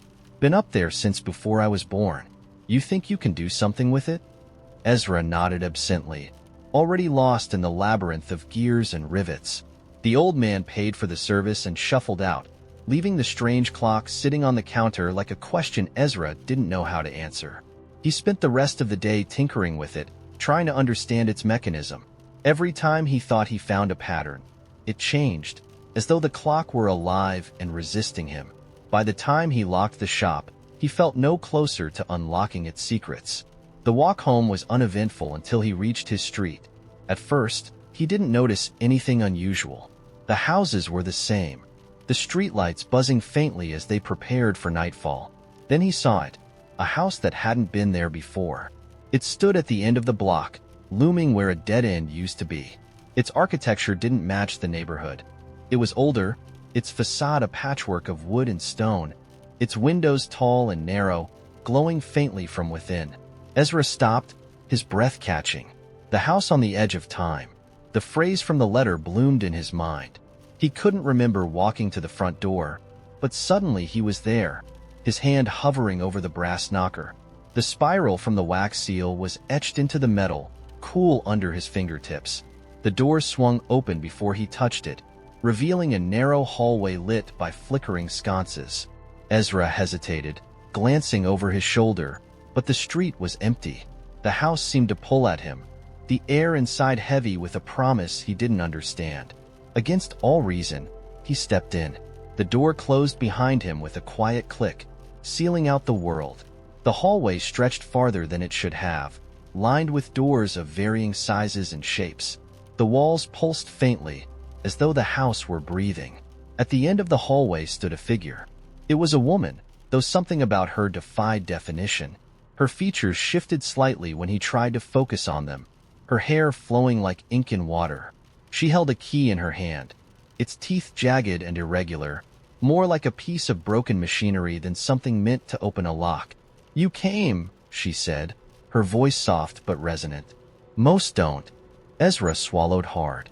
What is this place? She tilted her head, her expression unreadable. A junction, a sanctuary, a trap. It depends on you. Her answer did nothing to ease his confusion, but the pull of the place was undeniable. He stepped closer, and she held out the key. Take it, she said. The house chose you. He hesitated, then reached out.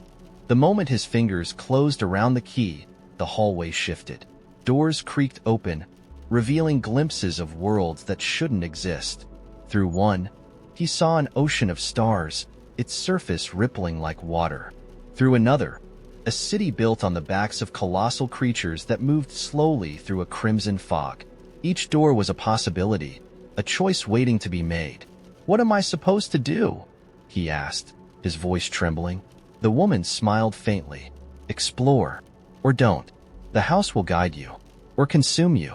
The choice is yours. Before he could respond, she stepped back into the shadows and disappeared, leaving him alone with the endless doors and the key that now pulsed faintly in his hand. Ezra stood there for what felt like hours, staring at the doors. Each one called to him in a different way, their glimpses of other worlds both terrifying and exhilarating. Finally, he chose one. The key seemed to vibrate with approval as he slipped it into the lock. The door swung open, and he stepped through. The air on the other side was warm, tinged with the scent of something sweet and metallic. He stood on a platform overlooking a vast machine, its gears turning slowly, grinding out rhythms that echoed in his chest. Above him, a sky of liquid gold churned, casting everything in a surreal glow. Figures moved through the machine, human-shaped but not quite human, their limbs jointed like clockwork. They paid him no mind as he descended a staircase that spiraled into the heart of the mechanism. The deeper he went, the louder the machine grew, its hum resonating with the key in his pocket. He reached a central chamber where a massive dial spun lazily, its face engraved with symbols he didn't recognize. The key grew warm, urging him forward. Without knowing why, he placed it into a slot at the base of the dial. The moment it clicked into place, the machine shuddered. The symbols on the dial rearranged themselves, forming patterns that flickered and changed too quickly for him to follow. Then everything went still. The machine stopped, the golden sky dimmed, and a voice echoed around him.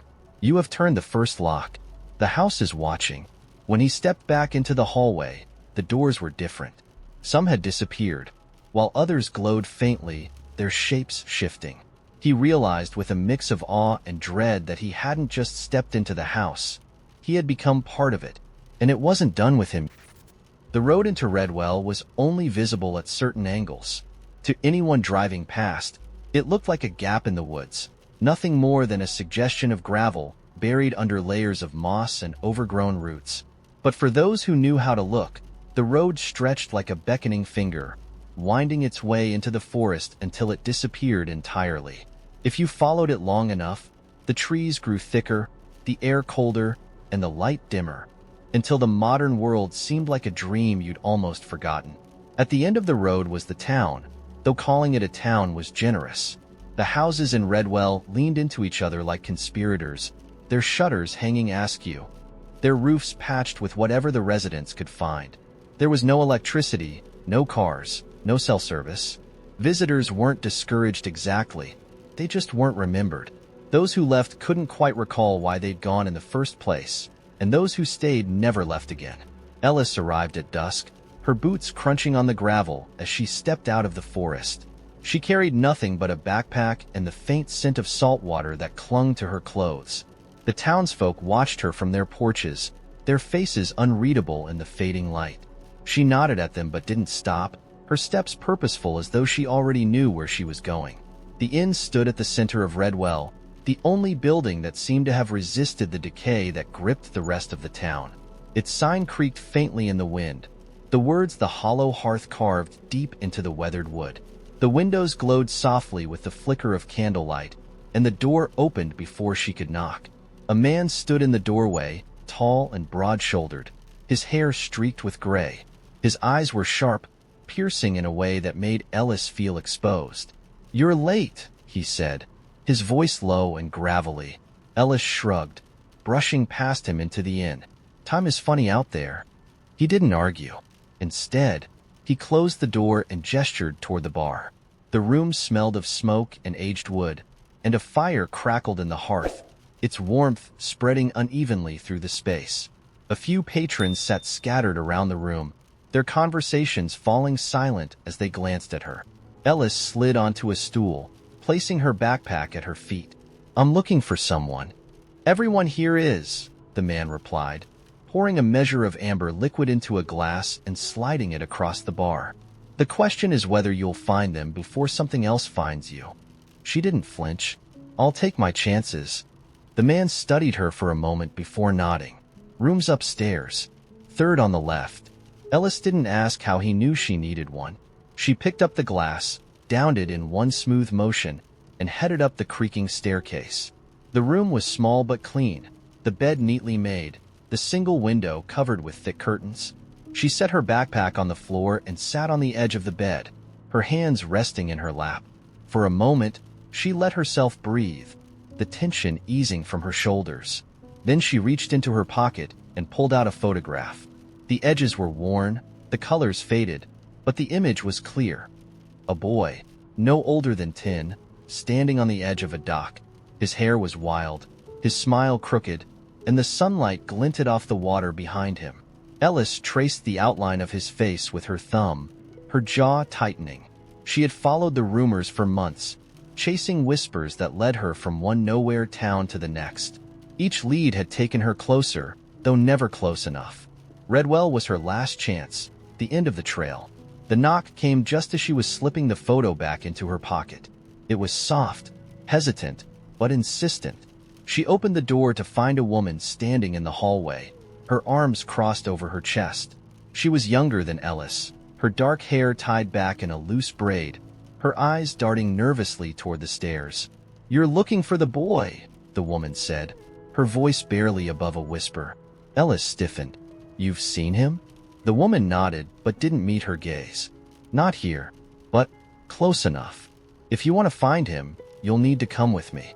Ellis hesitated, her instinct screaming at her to stay put. But the woman's expression was too earnest, too desperate to fake. Ellis grabbed her coat and followed her into the night. They walked in silence, the woman leading them through the twisting streets of Redwell.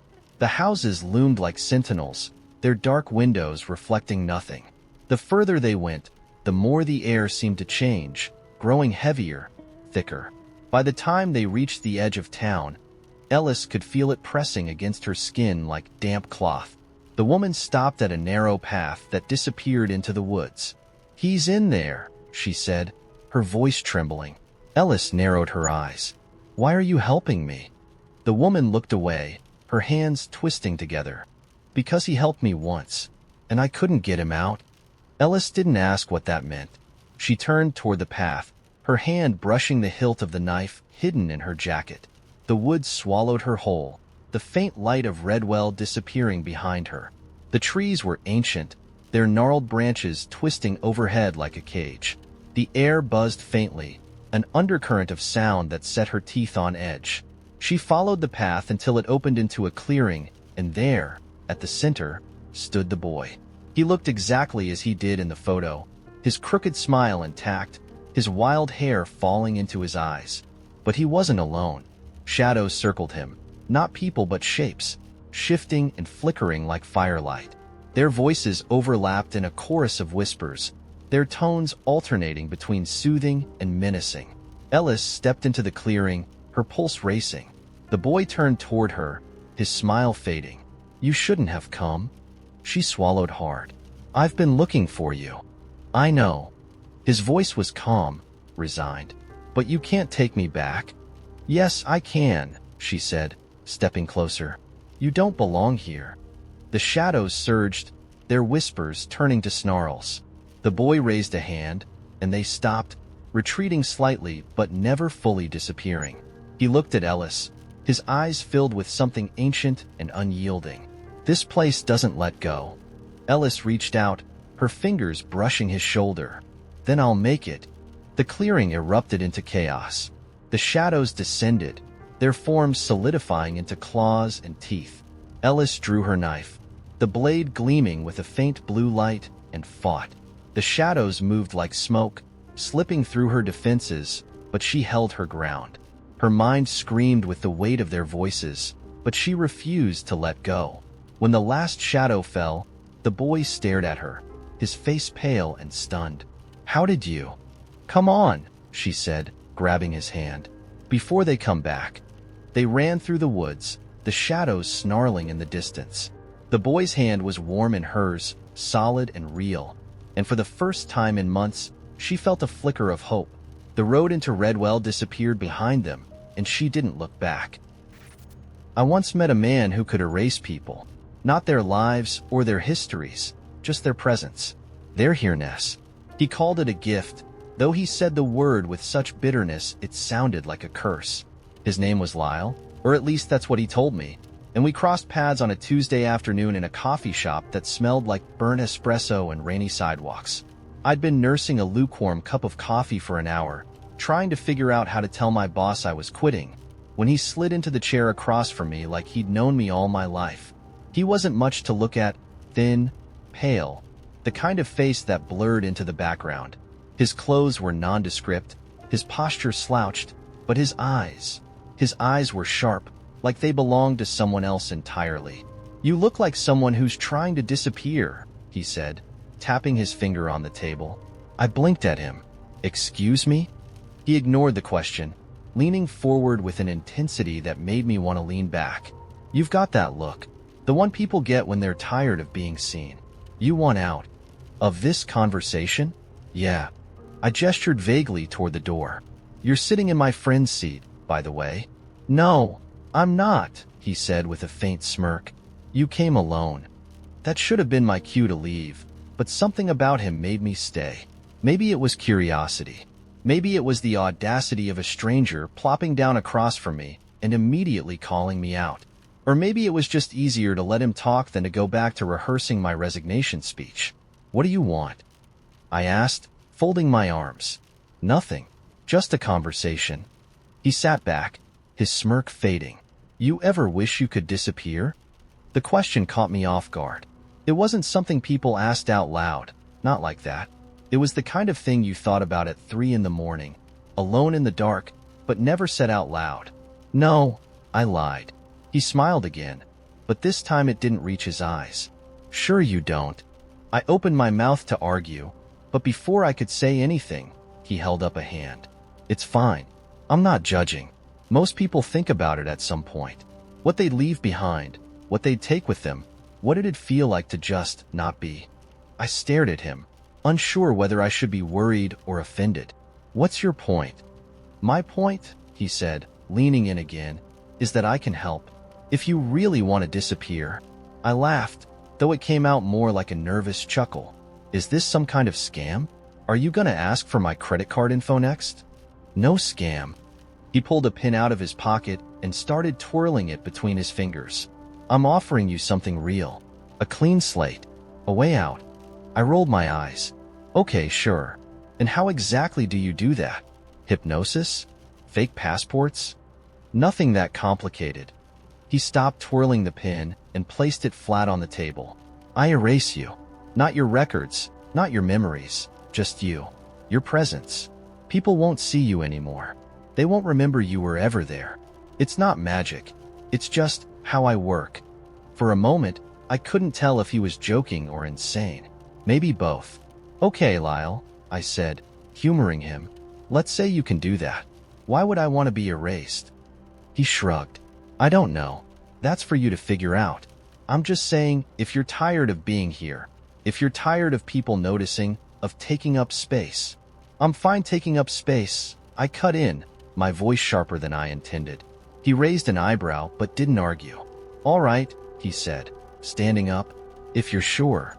I watched him walk to the door, half expecting him to vanish in a puff of smoke or something equally dramatic. But he didn't. He just walked out, blending into the crowded sidewalk like a shadow dissolving into the pavement. I went home that night, telling myself he was just a strange guy with too much time on his hands. But I couldn't stop thinking about him, about what he'd said. The truth was, I had thought about disappearing. More than once. Not in the dramatic, run away to a new life sense, but in quieter, smaller ways. What if I could walk through the world without anyone noticing me? What if I didn't have to explain myself, or apologize, or feel the weight of people's expectations pressing down on me? The next day, I went back to the coffee shop. Lyle was there, sitting at the same table, as if he'd been waiting for me. "Changed your mind?"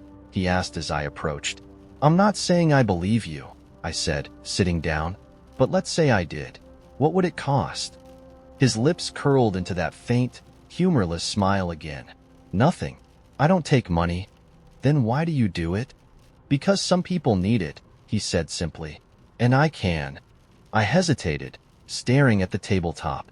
The idea of disappearing, of stepping out of my life, was terrifying, but it was also tempting. Too tempting. "How does it work?" I asked finally. "You just say yes." "That's it. That's it." I stared at him, searching his face for some hint of deception, but he looked as calm and sure as ever. I didn't say yes that day, or the day after, but I kept going back to the coffee shop, and every time, while I was there, waiting, he never pushed, never pressured me. He just waited, patient and still, like a shadow that refused to fade. And then, one day, I said yes. It was like flipping a switch. One moment, I was sitting across from him, the hum of the coffee shop buzzing around me. The next, everything went silent. When I looked around, no one was looking at me. No one even glanced in my direction, not even the barista who'd been taking orders seconds before. It wasn't just that they were ignoring me, they didn't see me. I waved my hand in front of a woman's face, and she blinked right through me, like I wasn't there. I turned back to Lyle, my chest tight. "What did you do?" "I erased you," he said, his voice steady. "But I'm still here." "Not to them, you're not." For a while, it was exhilarating. I could go anywhere, do anything, and no one would notice. I didn't have to explain myself, didn't have to apologize, didn't have to feel the weight of anyone else's expectations. It was freedom, pure and simple. But freedom is lonely. I thought disappearing would make the world feel lighter, but it didn't. It just made it quieter, emptier. People weren't ignoring me. They didn't even know I existed. My presence didn't matter. My absence didn't matter. And then I realized something even worse. I didn't matter. Not to anyone. I went back to the coffee shop, but Lal wasn't there. I shouted his name, waved my arms, pounded on the table, but no one so much as blinked. I don't know how long it's been now. Days? Weeks? Time doesn't feel real anymore. I keep hoping I'll wake up, that I'll see Lyle again, that I'll find a way to undo this. But deep down, I think I always knew the truth. Once you disappear, you don't get to come back. So here's my question. If you had the chance to disappear, to erase yourself from the world completely, would you take it? And if you did, how long do you think you'd last before you wanted to be seen again? I met Petra on the day I discovered the refrigerator in my apartment had a personality, or at least, that's how she described it. She was sitting cross-legged on the floor of the lobby, surrounded by a pile of what looked like junk, a curling iron, a typewriter ribbon, a remote control with no back cover, and explaining something to my landlord with wild hand gestures. I only caught the tail end of her argument as I stepped off the elevator, holding a garbage bag full of recycling. "You can't just replace it," she was saying, exasperated. Like the landlord had suggested setting a beloved pet on fire. Old appliances have souls. They're cranky, sure, but they're loyal. You just have to treat them right. The landlord, a perpetually tired man named Marvin who once tried to repair a leaky sink with duct tape and prayer, looked like he was reconsidering every decision that had led to this conversation. "Petra," he said in a voice that suggested this was not their first interaction. "It's a fridge, not a golden retriever." Fridge. Retriever. Same energy, she shot back, then turned and noticed me standing there. "Hey you, do you have an old fridge?" I glanced at Marvin, who was shaking his head as if to warn me not to engage. "Yeah, I guess." "Perfect," Petra said, springing to her feet and brushing her hands on her overalls, which were covered in mysterious smudges. "What's it doing? Running too loud? Ice buildup in the freezer? Weird smells?" "It's fine, actually." She looked mildly disappointed, like I just told her my fridge was an overachieving honors student with no drama in its life. Well, if it ever acts up, let me know. I'm the building's unofficial appliance therapist. Therapist? I repeated, because who wouldn't? Yep. Machines need understanding, not replacement, she said, gesturing to the pile of junk on the floor like it was her toolbox. People give up on them too easily. It's tragic. Marvin muttered something about rent discounts for nonsense and trudged off toward his office, leaving me alone with her. Petra studied me for a moment, then grinned. I like your vibe. You seem like someone who doesn't replace things just because they're broken. Thanks. You're welcome, she said, picking up the remote control and shoving it into her bag. Anyway, I've got a date with a busted blender on the 3rd floor. Catch you around. And with that, she grabbed the rest of her stuff and disappeared into the stairwell, humming a tune I couldn't place.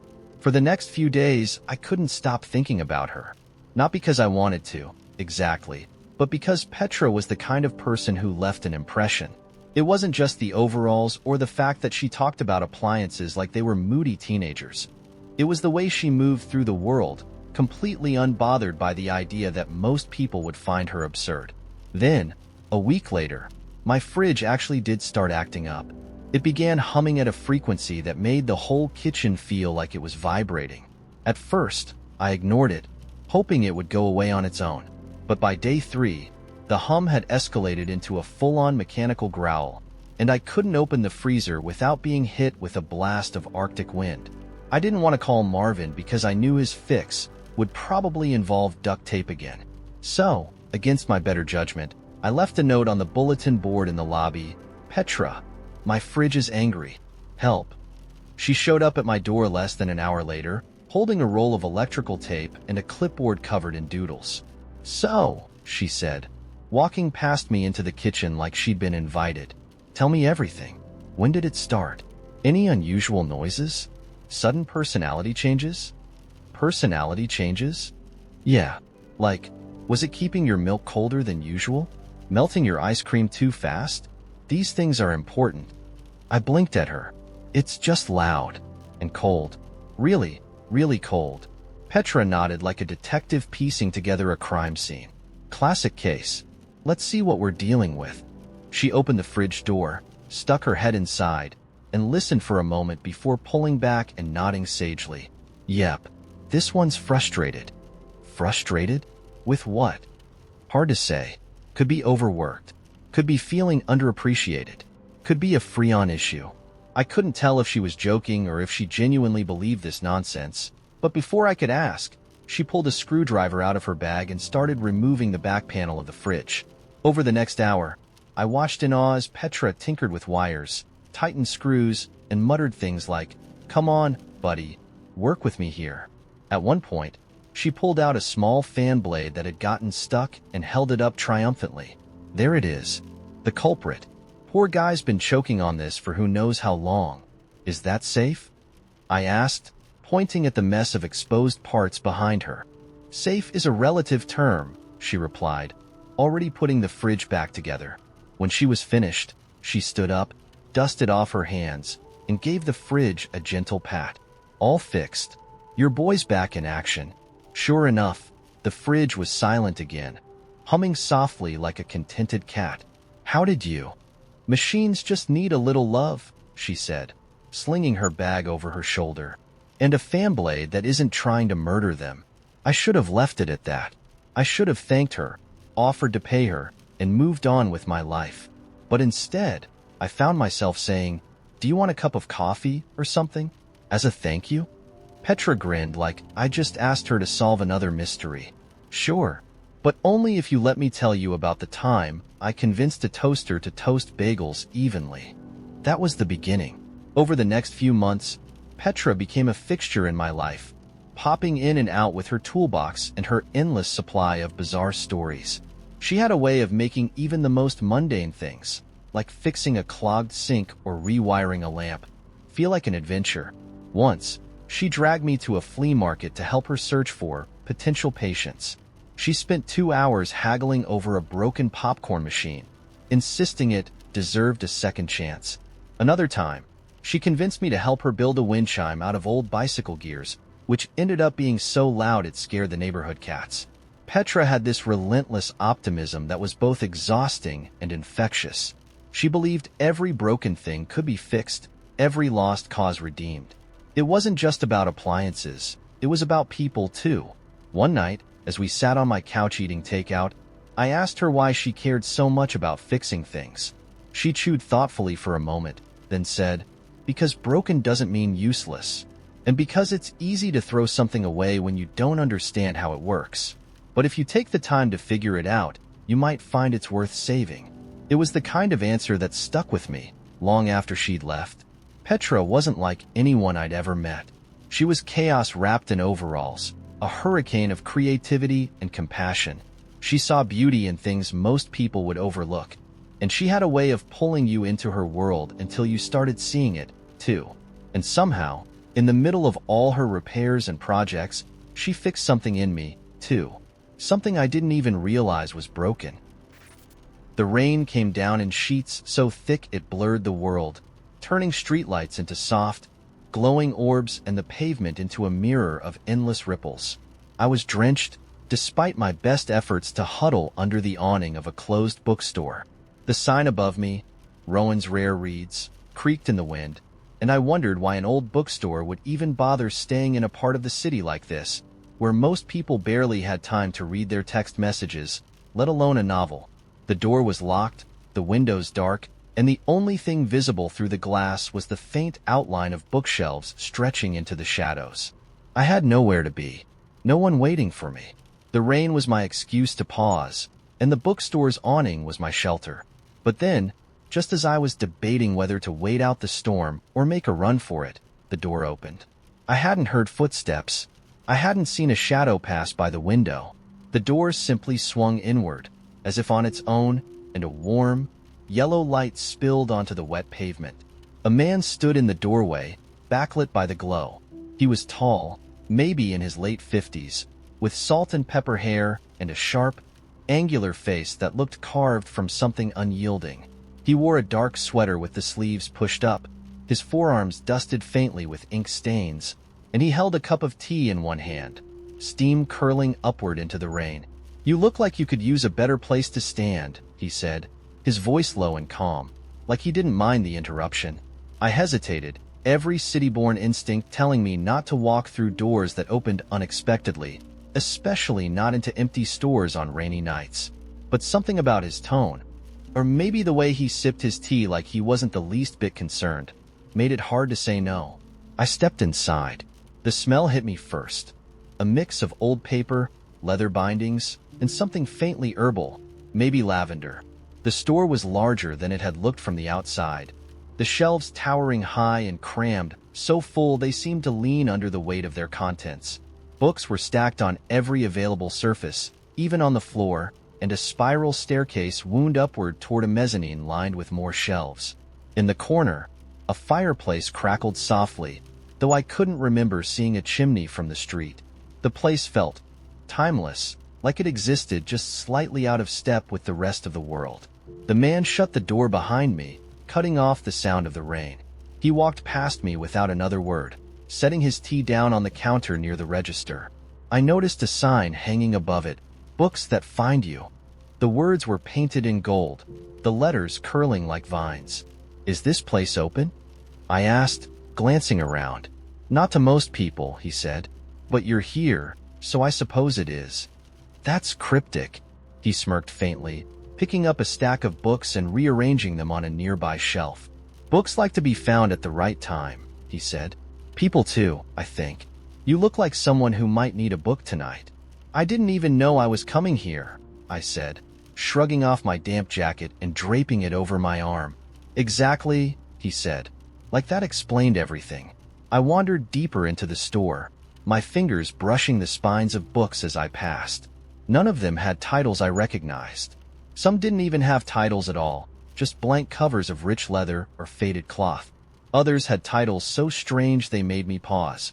The Weight of Missing Days, The City Without Shadows, Dreams Borrowed, Not Returned.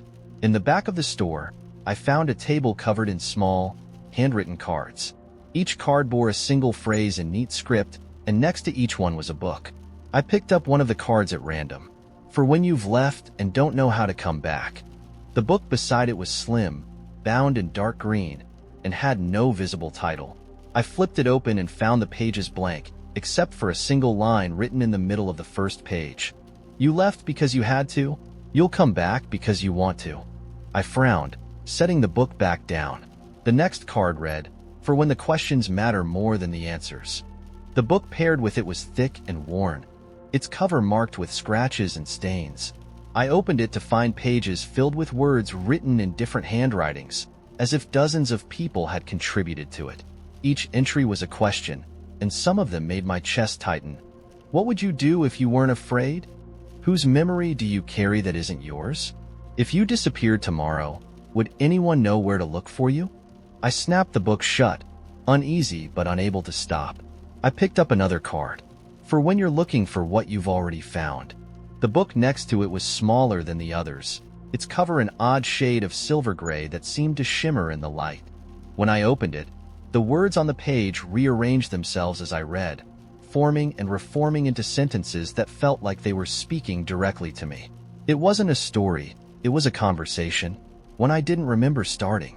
You've found something, haven't you? The man's voice broke through my thoughts, and I turned to see him leaning against one of the shelves, watching me with an expression that was equal parts amused and knowing. "These books," I said, holding up the silver one. "What are they?" "Books," he said simply, as if that answered the question. "Yeah, but they're strange. They're not normal." "Normal books are for normal stores," he said, walking over and picking up one of the cards. "For when you've lost something you didn't mean to give away." He glanced at the book paired with it, then back at me. "This isn't a normal store. What kind of store is it then?" He smiled, faint and cryptic. "The kind you don't find unless you need to." I wanted to press him further, to demand an explanation that made sense, but something stopped me. Maybe it was the way he looked at me, like he already knew the questions I wanted to ask. Or maybe it was the strange pull I felt toward the silver book still in my hands, the way it seemed to hum faintly, as if it was waiting for me to make a decision. "Take it," he said, nodding toward the book. "What?" "The book," he said. "It's yours." I didn't say I wanted it. "You don't have to," he said, turning back toward the counter. "It already knows." I stared at him, then at the book. I should have left it there, walked out of the store, and never looked back. But instead, I tucked it under my arm and followed him to the counter. "Do I need to pay for this?" I asked. He shook his head. "Just take care of it." I didn't know what he meant by that, but I nodded anyway, slipping the book into my bag. As I stepped back out into the rain, I felt the weight of it pressing against me, heavier than it should have been. I glanced back at the store, half expecting the lights to be out or the door to be locked. But the man was still there, watching me through the glass. He raised his cup of tea in a silent toast, then turned away, disappearing into the shadows of the shelves. That night, I opened the book again. The words on the page shifted and rearranged themselves, forming a single sentence. "You didn't come here by accident." I closed it quickly, my heart racing, and set it on the nightstand. I didn't touch it again for days, but it stayed with me, sitting there like a secret I didn't know how to keep. And every time I looked at it, I felt the faintest hum in my chest, like the echo of a question I couldn't quite hear. Have you ever been handed something you didn't understand but couldn't let go of? Something that felt like it belonged to you before you even knew it existed? When I was 10, my family inherited a grandfather clock from my great-aunt Edith. It arrived in our house one rainy afternoon, wrapped in layers of bubble wrap and brown paper, like a gift no one had asked for. My mom called it a family heirloom, though I'd never heard anyone mention it before. My dad called it a space hog, and muttered something about clutter as he and the delivery guy maneuvered it into the living room. It stood taller than me, its dark wood polished to a gleam, the glass face protecting its golden pendulum that swayed slowly, like a hypnotist's trick. It ticked louder than any clock I'd ever heard, a steady, deliberate sound that seemed too alive for an inanimate object. I hated it immediately. There was something about the way it loomed in the corner that unsettled me, the way its ticking seemed to echo in my head even when I wasn't in the room. At night, I'd lie in bed, listening to the muffled tick-tock through the walls, a constant reminder of its presence. My mom loved it, though. She'd run her fingers along the carved edges of its frame, saying how it gave the house a touch of history. My dad tolerated it, mostly by pretending it wasn't there, though I caught him glaring at it a few times when he thought no one was looking. And me? I gave it a wide berth, skirting around it like it might reach out and grab me if I got too close. About a week after the clock arrived, something strange happened. I was alone in the living room, lying on the carpet and drawing in my sketchbook, when I noticed the ticking had stopped. The silence hit me like a jolt, so sudden and complete that I sat up, the pencil slipping from my fingers. I stared at the clock, its pendulum frozen mid-swing, the hands on its face stuck at 3:47. For a moment, I felt a flicker of relief. Maybe it had finally broken, and we could get rid of it. But before I could finish the thought, the clock chimed. It wasn't the kind of chime you'd expect, a deep, melodious tone that marked the hour. No, this sound was sharper, higher, like a bell that had cracked but kept ringing anyway. It vibrated through the room, setting my teeth on edge, and then, just as suddenly as it had stopped, the ticking resumed. The hands on the clock began to move again, as if nothing had happened. I sat there, staring at it, my heart pounding in my chest. I didn't tell anyone. I didn't even know how to explain it. Over the next few weeks, I started noticing other things. The clock would stop at odd times, always just for a minute or two, before resuming its steady tick. Sometimes, when I walked past it, I'd catch a faint whiff of something metallic, like the smell of old pennies. Once, I swore I saw the shadow of the pendulum moving on the wall even though the clock itself was still. I told myself I was imagining things. I told myself it was just a clock. But then came the night I couldn't explain away. It was late, and the house was dark and quiet, the kind of silence that feels heavier than it should. I'd woken up thirsty and crept downstairs for a glass of water, careful not to make too much noise. As I passed the living room, I glanced at the clock, its face dimly illuminated by the moonlight streaming through the window. The pendulum swung back and forth, the ticking a low, rhythmic pulse in the darkness. I kept walking, but just as I reached the kitchen, the ticking stopped. I froze, my hand hovering over the light switch. The silence pressed against me, thick and unnatural, and before I could convince myself to keep moving, the clock chimed. It was louder this time, more insistent, the sound cutting through the air like a blade. And then I heard it, the faintest whisper, low and indistinct, coming from the direction of the living room. Hello. My breath caught in my throat. For a moment, I thought I'd imagined it, but then it came again, clearer this time.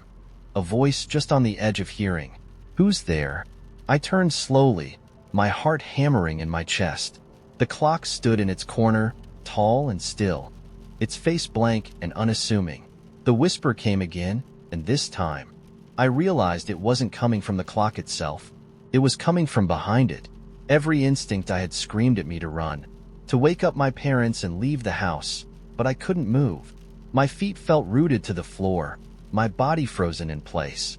Slowly, against my better judgment, I stepped into the living room. The closer I got to the clock, the colder the air became, until my skin prickled with goosebumps.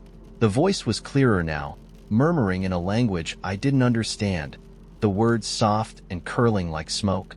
I stopped in front of the clock, my hand reaching out to touch the smooth glass of its face. The pendulum had stopped again, the hands frozen at 12:07. The smell of metal was stronger now, sharp and tangy, and beneath it was something else, something musty and old, like damp earth. The voice whispered one last time, so faint I almost missed it, and then the clock's glass shattered.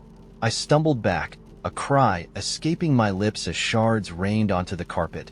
The pendulum swung wildly, faster than it should have been able to, the hands on the clock spinning in a blur. The chiming began again, louder and louder, until it felt like the whole house was vibrating with the sound. I pressed my hands over my ears, tears streaming down my face, and then it stopped. The room was silent. The clock was whole again, its glass face intact, its pendulum swinging calmly as if nothing had happened. The hands read 12:09, and and the ticking was steady and even. I stood there, trembling, waiting for something else to happen, but the house was still. Finally, I turned and ran upstairs, slamming the door to my room and burying myself under the covers. I didn't tell my parents what happened. I didn't think they'd believe me, and even if they did, I wasn't sure I wanted to know what they'd say. But from that night on, I avoided the living room. I'd walk the long way around the house just to avoid passing the clock, even in daylight. It wasn't until years later, after I'd moved out, that I learned the truth. My mom called me one afternoon, her voice hesitant. "We're getting rid of the clock," she said. "Do you want it?" I almost laughed. "God, no. Why would I want that thing?" She paused. "I thought you should know. It used to belong to Edith's husband." I frowned. "She wasn't married." "She was," my mom said quietly, "a long time ago, before you were born. He disappeared one night, and no one ever figured out what happened to him. The clock was his." That night, I dreamed of the clock again. This time, it wasn't in the living room. It was in a forest, standing tall among the trees, its pendulum swinging silently. I could hear the whispers again, faint and echoing, and as I approached, I saw something inside the clock's face. A figure, just on the edge of visibility, trapped behind the glass. Its eyes met mine, and it smiled. I woke up gasping, the phantom sound of ticking ringing in my ears. I don't know where the clock is now, and I don't want to. But sometimes, late at night, I think I can still hear it, faint and deliberate, counting down to something I hope I never have to understand. There's a peculiar shop at the edge of my town, not in the bustling part near the cafes or bookstores, but further out, where the streets grow quieter, and the air takes on that faint metallic tang of forgotten places. It's the kind of shop you wouldn't notice unless you were really looking, and even then, you might not believe it was real. The sign above the door says "Relics and Realities" in faded gold lettering that looks like it's been peeling for years. No phone number, no website, just a small, crooked bell hanging above the door and a window display that's always half-dusted, as if someone started cleaning it and got distracted halfway through. I went inside for the first time last month, not because I needed anything or even wanted anything, but because the light inside the shop was strange. That was what caught me, really, the light. I'd walked past that shop a dozen times, always assuming it was just another antique store. Shelves of mismatched china, tarnished silverware, maybe a box of moth-eaten hats. But that day, the light spilling through the window seemed brighter, sharper, like it had a purpose. It made everything in the display glow faintly, from the cracked porcelain vase to the pair of rusted keys resting on a velvet cloth. I hesitated on the threshold, hand hovering over the door handle. There was no sound coming from inside. No chatter, no music, not even the creak of floorboards. But the bell above the door rang as soon as I pushed it open, a soft, silvery chime that seemed to echo for a moment longer than it should have. The shop was smaller than I expected, and darker. The shelves were packed tightly together, creating narrow aisles that forced you to move slowly, cautiously. Every surface was crammed with objects, some recognizable, like old clocks and worn leather books, and others not. One shelf held a glass jar filled with marbles, but the marbles seemed to shift and glow faintly, even though the light in that corner was dim. Another held a row of figurines carved from a dark, unpolished wood, their faces so intricately detailed they looked like they might blink at any moment. I wandered deeper into the shop, running my fingers along the edge of a dusty table. The air smelled faintly of cedar and something else, something sharp and almost electrical, like the scent of a storm rolling in. I was about to turn around, convinced the place was empty, when a voice spoke from behind me. "Looking for anything in particular?" I nearly jumped out of my skin. When I turned, there was a man standing behind the counter at the back of the shop. I hadn't heard him come in, hadn't even noticed the counter, tucked away in the shadows. He was tall and thin, with a neatly trimmed beard and sharp, watchful eyes. His clothes looked old, but not in a musty way, more like they'd been plucked from another time and tailored to fit him perfectly. "No, just browsing," I said, my voice coming out more nervous than I intended. He nodded, his gaze steady. "That's how most people start." I wasn't sure what he meant by that, but something in his tone made me feel like I should keep moving. I turned down another aisle, pretending to be fascinated by a row of clocks that all seemed to be ticking at different rhythms. The air in the shop grew heavier the longer I stayed, like the walls were pressing in slightly, urging me to make a decision. That's when I saw it. Tucked on a low shelf, almost hidden behind a stack of faded maps, was a box. It wasn't large, maybe the size of a shoebox, and it was made of dark, polished wood with delicate carvings along the edges. The carvings didn't form a pattern exactly, but they seemed to shift slightly when I looked at them, like they were trying to tell me something I couldn't quite understand. There was no latch, no lock, just a smooth surface, inviting but not demanding. Without thinking, I reached down and picked it up. The moment my hands touched the wood, a faint warmth spread through my palms, and for a split second, the shop felt silent. Not quieter, silent. Like the air itself had stopped moving. Good choice. The man's voice startled me again, but this time he wasn't behind the counter. He was standing right in front of me, his hands clasped loosely behind his back. I hadn't heard him move, and I had no idea how long he'd been watching me. "What is it?" I asked, holding the box up slightly. He tilted his head, studying me. "That depends on you."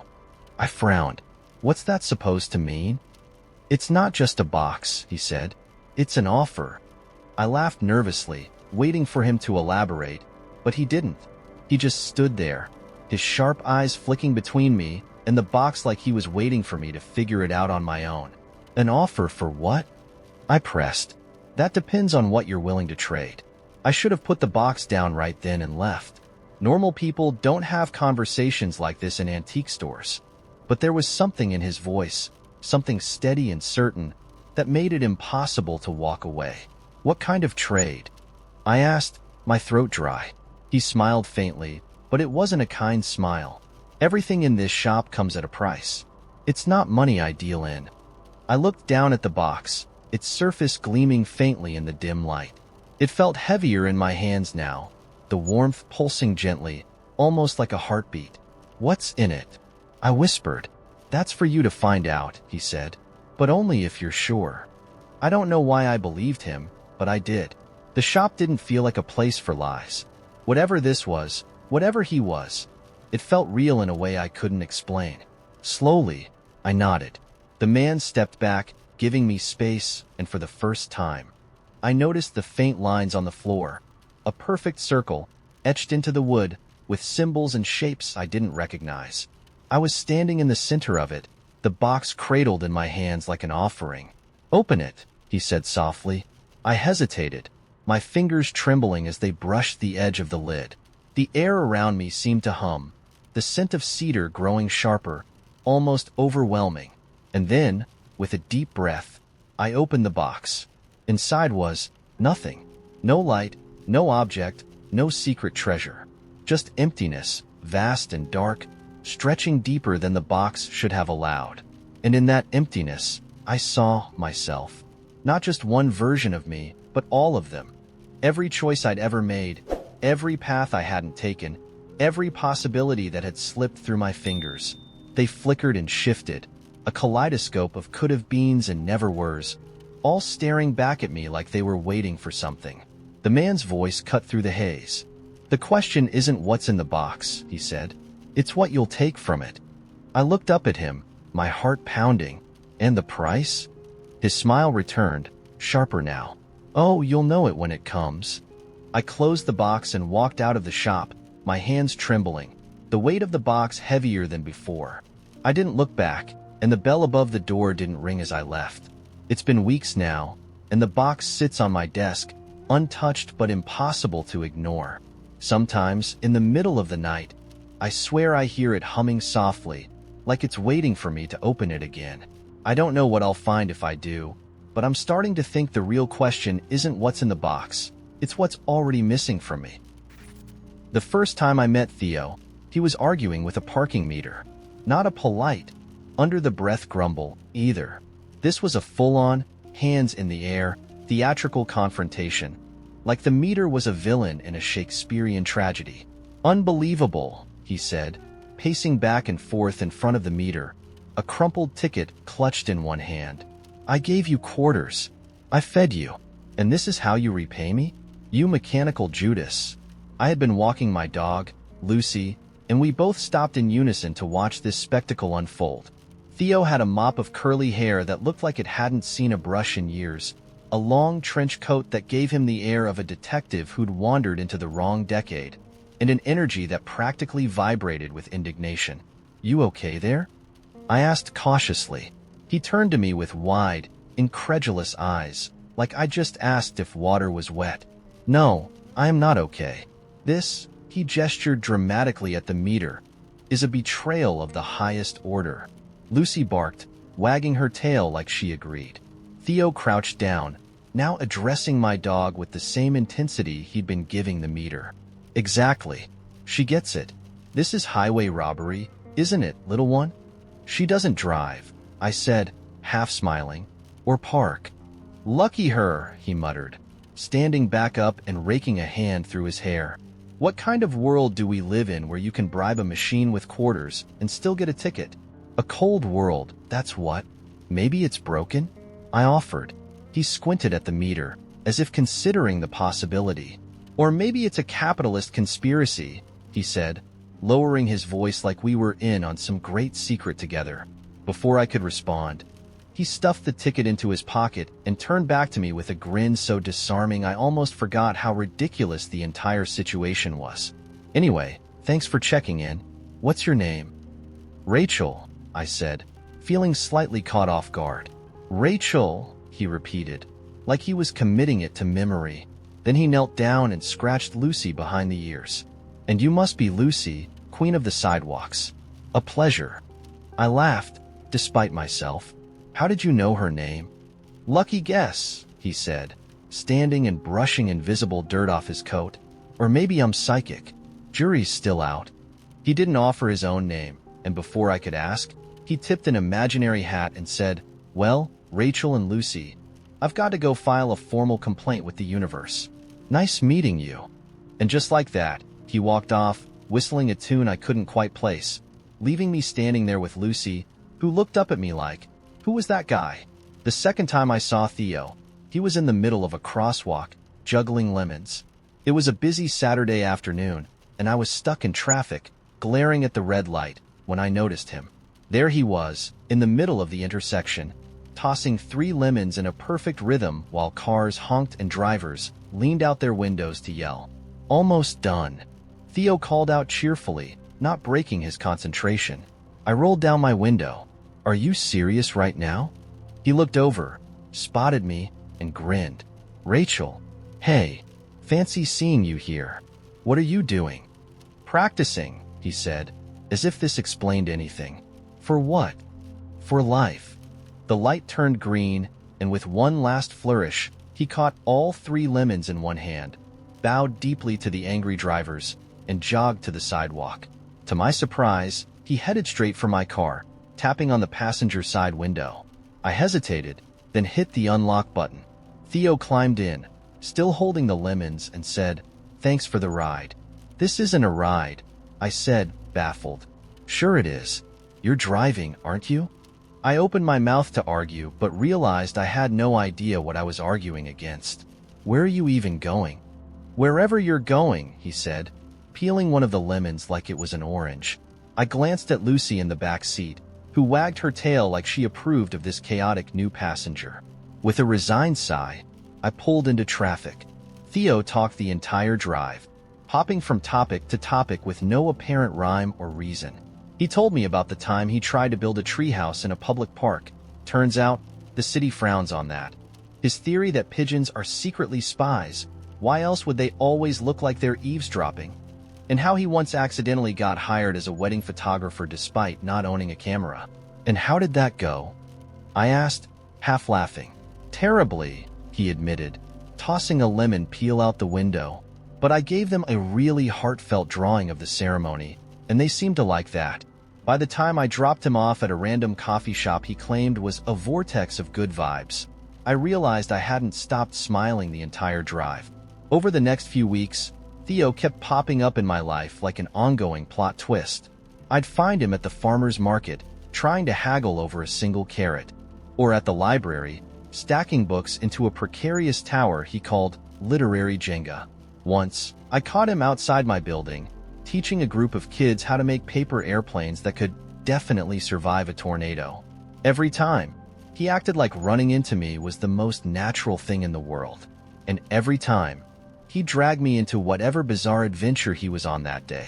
One afternoon, he convinced me to sneak into a botanical garden after hours because, according to him, plants are more interesting at night. We got caught by a security guard within 15 minutes, but Theo managed to talk our way out of it by pretending we were amateur botanists conducting a groundbreaking study on nocturnal photosynthesis. "Did you just make that up?" I whispered as the guard escorted us out. "Obviously," Theo whispered back. "But he bought it, didn't he?" Theo was chaos personified, but it was the kind of chaos that made the world feel less heavy. He wasn't just unpredictable. He was alive in a way that made you want to be, too.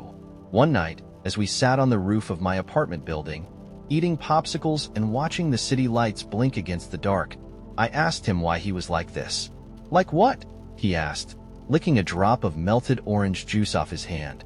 "Like, you're allergic to normalcy." He laughed, tilting his head back to look at the stars. "Because normal is boring, and boring is just wasted time." "Yeah, but doesn't it get exhausting?" "Not really," he said, leaning back on his elbows. "What's exhausting is pretending to be something you're not. I tried that once. Didn't take." I didn't ask what he meant by that, and he didn't elaborate. Instead, he pointed at a plane blinking in the sky and said, "You think the people up there are wondering about us, too?" Theo was like that, a mix of profound and absurd, always teetering on the edge of making perfect sense and none at all. Months later, he's still a part of my life, popping in and out with his lemons and his parking meter vendettas and his endless supply of questions that have no real answers. He's the kind of person who makes you realize how much you've been sleepwalking through the world. And once you've met someone like Theo, it's impossible to go back to sleep. The woman on the subway was holding a clock, not a wristwatch, not a phone displaying the time, but an actual antique clock, the kind you'd find sitting on the mantel of a house that still had lace curtains and a rotary phone. It was small and wooden, its edges carved with an intricate floral pattern, and its hands were frozen at exactly 4:17. She cradled it like an infant, her arms wrapped protectively around it, her eyes fixed on the space just ahead of her knees. She didn't blink. I wouldn't have paid her much attention if it weren't for the clock. The subway is full of strange people doing strange things. You learn to keep your head down and mind your own business unless you want a story you didn't ask for. But something about the clock grabbed me. Maybe it was because it didn't seem like the kind of thing you'd carry around casually. It wasn't wrapped in a bag or bubble wrap, not boxed up like something she was delivering. It looked like she'd taken it off a shelf and walked out the door with it, right onto the train. I was sitting across from her, holding my gym bag in my lap, pretending not to stare. She didn't seem to notice me, or anyone, really. Her face was calm, blank in a way that was almost eerie, and she didn't shift or fidget like most people do on public transit. The train rattled through the tunnels, lurching and squealing as it always did. But she remained perfectly still, her hands gripping the clock so tightly her knuckles were white. It wasn't until the fourth stop that something happened. A man boarded the train, wearing a long gray coat and carrying a briefcase. He looked like he belonged in an office somewhere, tired and slightly rumpled, with a face that would blend into a crowd. I didn't think much of him at first, just another commuter. But when he saw the woman with the clock, he stopped mid-step. It was subtle, almost imperceptible, but I caught it. The way his shoulders stiffened, the way his grip on the briefcase tightened ever so slightly. His eyes darted to the clock, then to her face, then back to the clock. And then, instead of sitting down, he stayed standing, gripping the metal pole near the door and positioning himself so he had a clear view of her. The tension in the air shifted. I wasn't the only one who noticed. The woman's eyes flicked up for the first time, locking onto the man with the briefcase. She didn't say anything, but her grip on the clock tightened even further, her arms pulling it closer to her chest. The man didn't move. The train hurtled forward, the fluorescent lights above flickering occasionally, the way they always did. Nobody else seemed to notice the silent standoff happening between the two of them. A teenager 2 seats down was scrolling on their phone, earbuds in, oblivious. An older woman was flipping through a dog-eared paperback, her lips moving slightly as she read. But I couldn't look away. The woman's gaze didn't waver. Her eyes, dark and unblinking, stayed locked on the man as though she was daring him to make the first move. And for a moment, it seemed like he might. His free hand twitched at his side, his jaw tightening. But then the train lurched into the next station, and the doors slid open with a hiss. That's when the woman stood up. She moved quickly, slipping through the crowd before the man could react. I half expected her to glance over her shoulder, to see if he was following, but she didn't. She kept her head down, clutching the clock like it was the only thing tethering her to this world. The man hesitated for a second, his eyes narrowing, and then he followed her. I don't know what possessed me to do the same. Maybe it was curiosity. Maybe it was the way the man's movements had shifted, subtle but deliberate, with a purpose that didn't belong to an ordinary commuter. Whatever it was, I found myself stepping off the train and into the station, hanging back just far enough to keep them in sight. The woman moved quickly through the crowd, her figure disappearing and reappearing between the blur of bodies. The man was close behind, his long coat trailing behind him like a shadow. I followed them up the stairs, through the turnstiles, and into the street. The city was its usual chaotic self, horns blaring, bikes weaving through traffic, street vendors shouting over the noise. But the three of us moved through it as though we were in a separate current. The woman turned a corner, slipping into a narrow alleyway between two brick buildings. The man didn't hesitate, following her without even glancing back. I stopped at the mouth of the alley, my pulse quickening. I told myself this was the point where I should turn around, go home, and forget I'd ever seen any of this. But my legs didn't listen. The alley was dimly lit, the walls on either side covered in graffiti and faded posters peeling at the edges. The woman was standing at the far end, her back to the wall, the clock still clutched tightly in her arms. The man was blocking her path, his briefcase now resting on the ground beside him. Neither of them spoke. The silence stretched, thick and suffocating, and I found myself frozen, pressed against the edge of the wall, watching. Finally, the man broke the silence. "Give it to me," he said. His voice was calm, almost gentle, but there was an edge to it, a sharpness that made the hairs on the back of my neck stand up. The woman didn't respond. "You don't know what you're holding," he continued, taking a step closer. "It's not safe with you. You can't keep it." Her grip on the clock tightened. "It's not yours." His expression darkened. "It's not yours either." Something shifted in the air. It was subtle, almost imperceptible, but I felt it. The same way you feel the pressure change before a storm. The shadows in the alley seemed to deepen, the edges of the bricks warping slightly, as though the walls were leaning in. "You don't understand what it does," the man said, his voice lower now, more urgent. "If you keep it, it will break." The woman's eyes narrowed. "Good." That single word hit the air like a spark. The man lunged forward, faster than I thought possible, his hand reaching for the clock.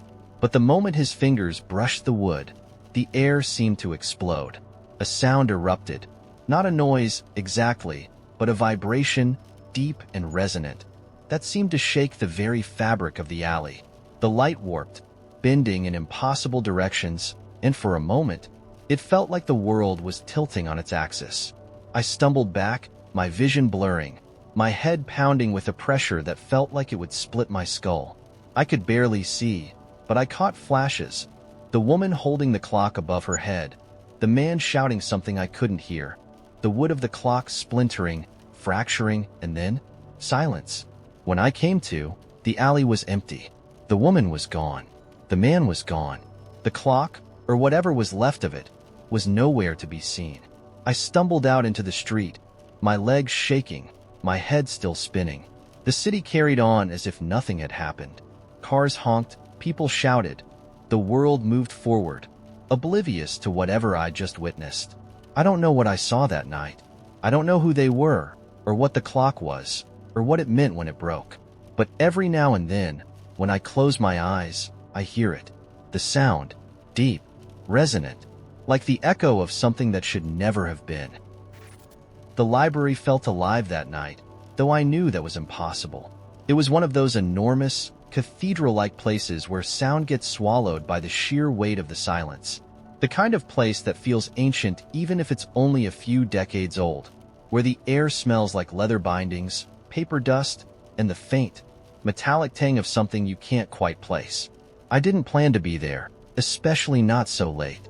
My usual spot was a dingy cafe with bad coffee and good Wi-Fi, but for some reason, I found myself standing in the library's main hall at 10:42 p.m., staring up at shelves that seemed to climb endlessly toward the vaulted ceiling. I wasn't alone, though the only other person there wasn't paying any attention to me. She was sitting at a table near the center of the room, surrounded by books. Not reading them, exactly. More like rearranging them, as if she were trying to solve some puzzle only she could see. Her hair was tucked messily into a scarf, and she had a pair of wire-rimmed glasses perched on her nose, which she kept pushing up with her pinky as she worked. Every now and then, she'd mutter something under her breath, her lips barely moving, and scribble a note in a leather journal that looked older than both of us combined. I didn't mean to stare, but there was something magnetic about her. The way she moved with this quiet urgency, flipping through pages like she was racing against time. It wasn't until she looked up, catching my eye with a raised eyebrow, that I realized I'd been standing in the same spot for too long. "You're blocking the light," she said, her voice low and even, like she wasn't annoyed but wouldn't hesitate to be if I didn't move. I stepped aside, mumbling an apology, and she immediately went back to her books, her attention snapping away from me like I'd never been there at all. I wasn't sure what kept me there after that. I should have left, but instead, I wandered between the shelves, pretending to browse while keeping her in my peripheral vision. Every now and then, I'd catch her standing up to grab another book or shuffling through her journal, her brow furrowed in concentration. I wanted to ask her what she was working on, but there was a kind of intensity in her that made it hard to interrupt. Like whatever she was doing mattered in a way I couldn't possibly understand. Eventually, curiosity got the better of me. I walked back toward her table, pretending to look at the spines of nearby books, and finally said, "Are you, working on a thesis or something?" She glanced up, her glasses sliding down her nose. "No. Research? Not exactly." "Then what?" She hesitated, her eyes flicking toward her journal before meeting mine. "Do you believe in patterns?" she asked, her tone casual, like it was the kind of question you might ask a stranger at a bus stop. "Patterns? In the universe? In life? In everything?" I blinked. "I guess. Sure." She nodded, like my answer confirmed something for her. "That's what I'm looking for," she said, motioning to the books spread out around her. "Patterns? In what, exactly?" She tapped the cover of the book closest to her, an old leather volume with no visible title. "Everything," she said again, her voice calm and certain, as if that explained everything and nothing at once. "Words, numbers, events, people." I laughed nervously, unsure whether she was messing with me. "Okay, and what happens when you find them?" Her lips quirked into the faintest hint of a smile. "You tell me." I was about to ask what she meant, but before I could, she turned her attention back to the book in front of her, effectively ending the conversation. I stood there for a moment, unsure what to do, then wandered back to the shelves, trying to shake the strange feeling she'd left me with. It was nearly midnight when I decided to leave. The library had grown colder, the kind of chill that seeps into your bones and makes your breath come out in faint clouds. As I walked past her table, I noticed she was still there, surrounded by books, her pen moving furiously across the page. I hesitated, debating whether to say goodbye, but she didn't look up, so I kept walking.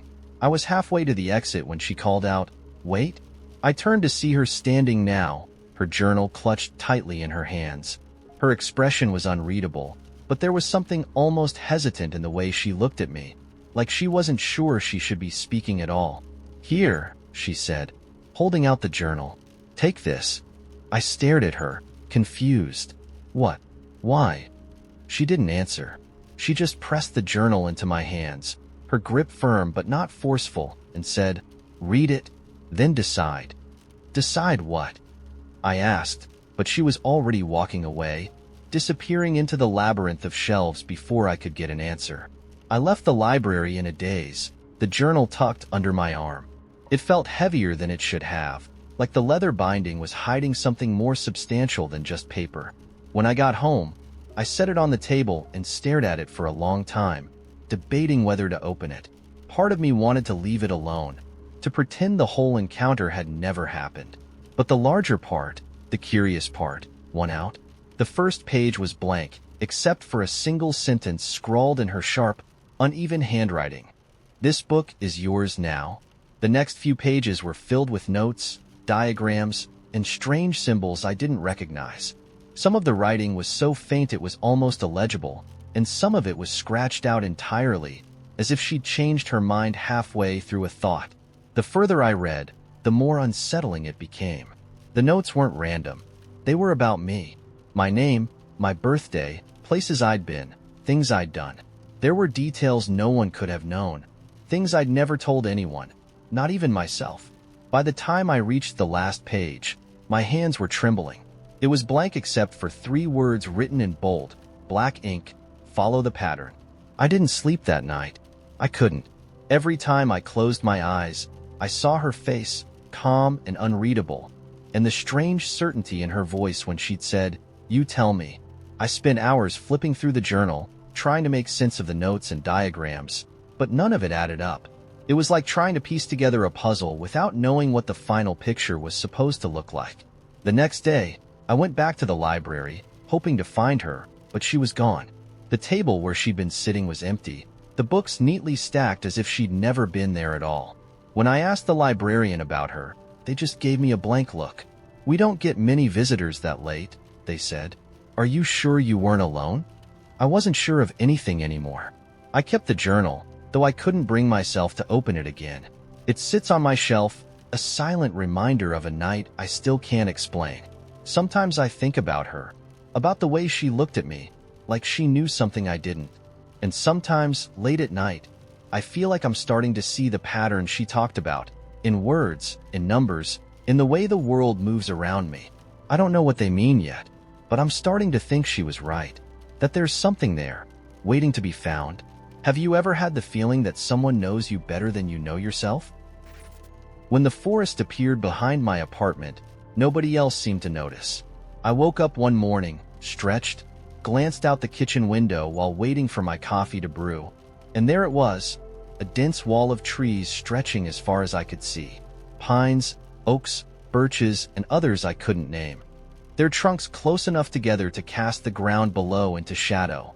Thick, heavy mist clung to the edges of the forest, curling in tendrils along the grass like it was trying to escape. The strange thing was, there'd never been a forest there before. I lived on the outskirts of the city, where the back of my building faced an endless grid of parking lots, warehouses, and cracked pavement. But now, instead of rows of rusting delivery trucks and chain-link fences, there was nothing but trees. At first, I thought I was still dreaming. I stood at the window, gripping my coffee mug, staring into the trees until the steam from the drink burned my face. The forest didn't move. It didn't dissolve like the edges of a dream. It was real, and it was silent, so unnervingly silent that the usual morning sounds of cars and passing buses felt like they were happening on the other side of a wall. I thought about calling someone, maybe my landlord or a neighbor, but as I stood there, something stopped me. I didn't know how to explain it. There was no logical reason to feel afraid, but I couldn't shake the weight of it, a low pressure in the pit of my stomach that said, "Don't ask questions about this." So, I didn't. By the time I left for work, the forest was still there, standing motionless as the sun rose higher in the sky. I glanced back at it from the parking lot, but no one else seemed to care. A man in a rumpled suit walked past me, staring at his phone, while an older woman wheeled her groceries to her car. I wanted to grab someone, to ask if they'd seen it, but the words wouldn't come out. They were stuck, caught in my throat like I was trying to speak underwater. At the office, I tried to put it out of my mind.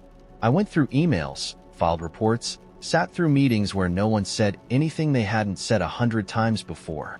But the forest was there, just at the edge of my thoughts, pressing in like the smell of rain before a storm. When I got home that evening, the forest hadn't changed, but the mist was thicker now, spilling over the edges of the tree line and creeping toward the buildings.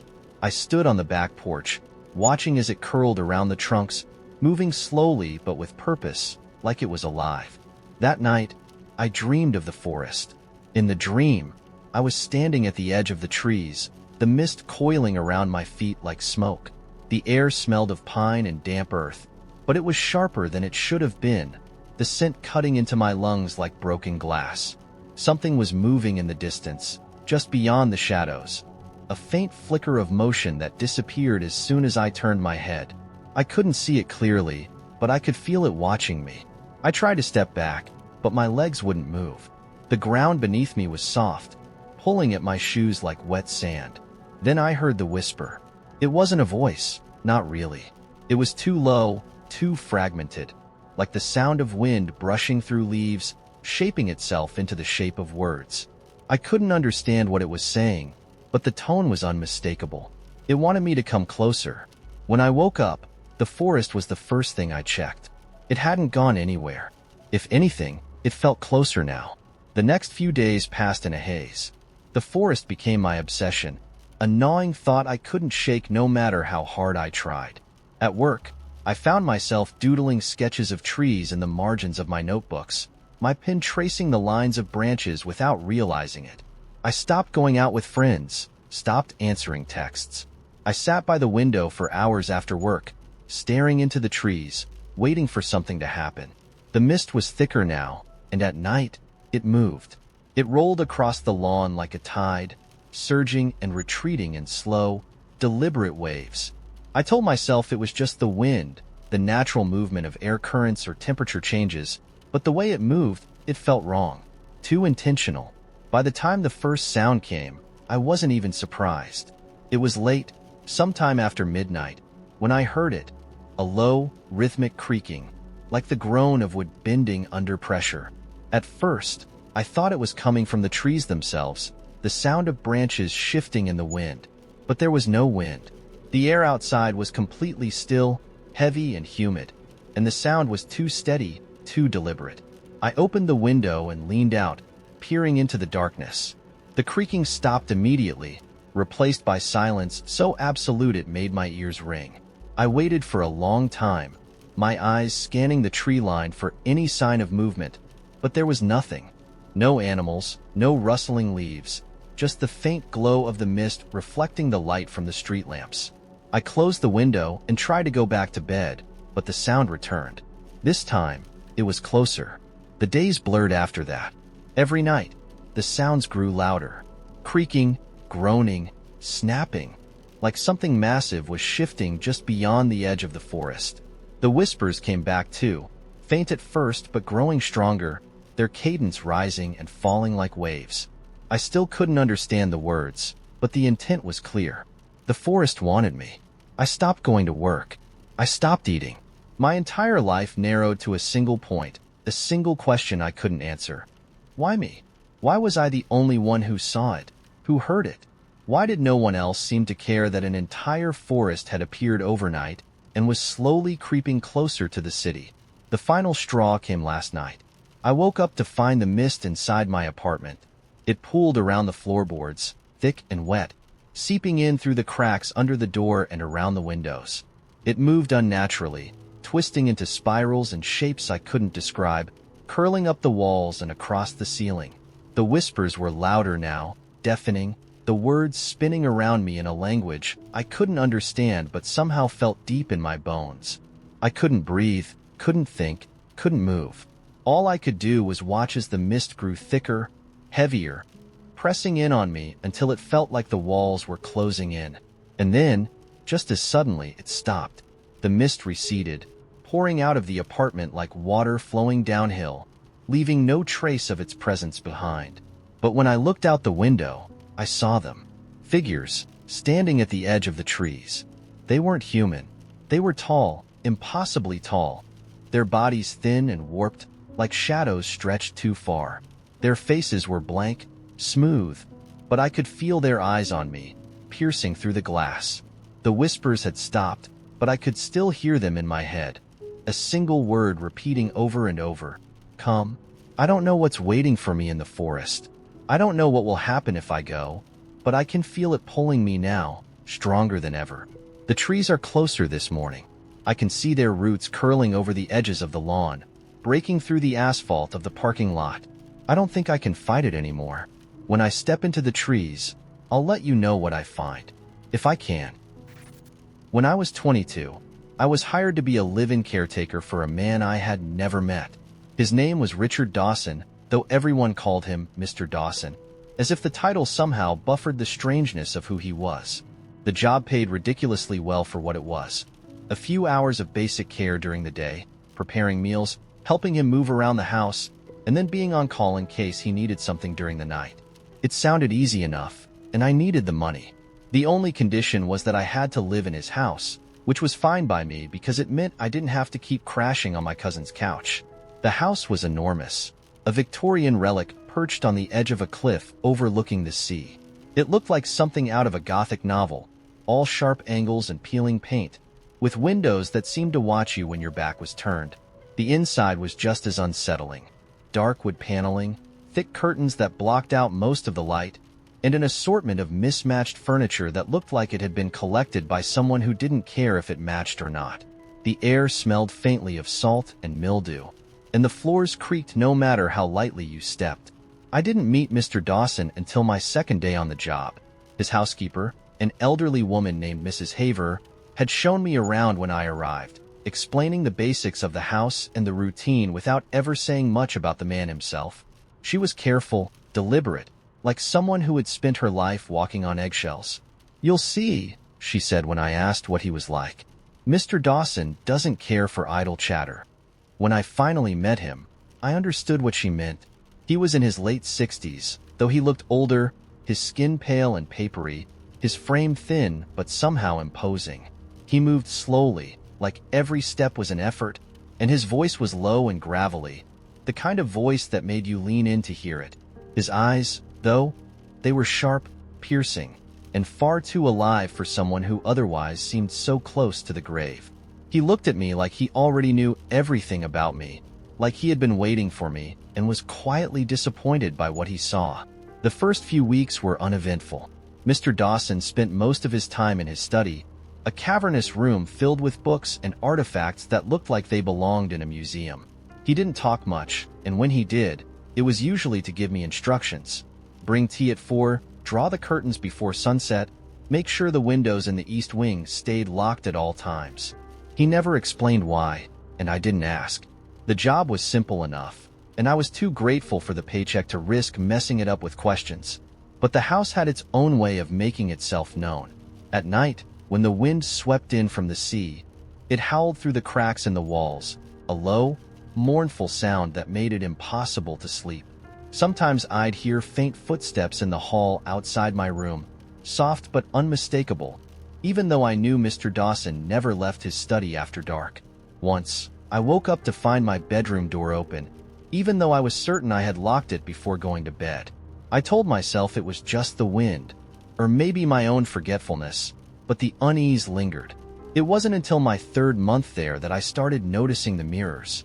They were everywhere in the house, hung in nearly every room and hallway, all of them mismatched and placed at odd angles. Some were cracked, their silver backing flaking away, while others were pristine, reflecting the dim light with an almost unsettling clarity. I hadn't paid much attention to them at first. Old houses often had quirks like that, but the longer I stayed, the more they bothered me. The thing about the mirrors was that they didn't always show what they were supposed to.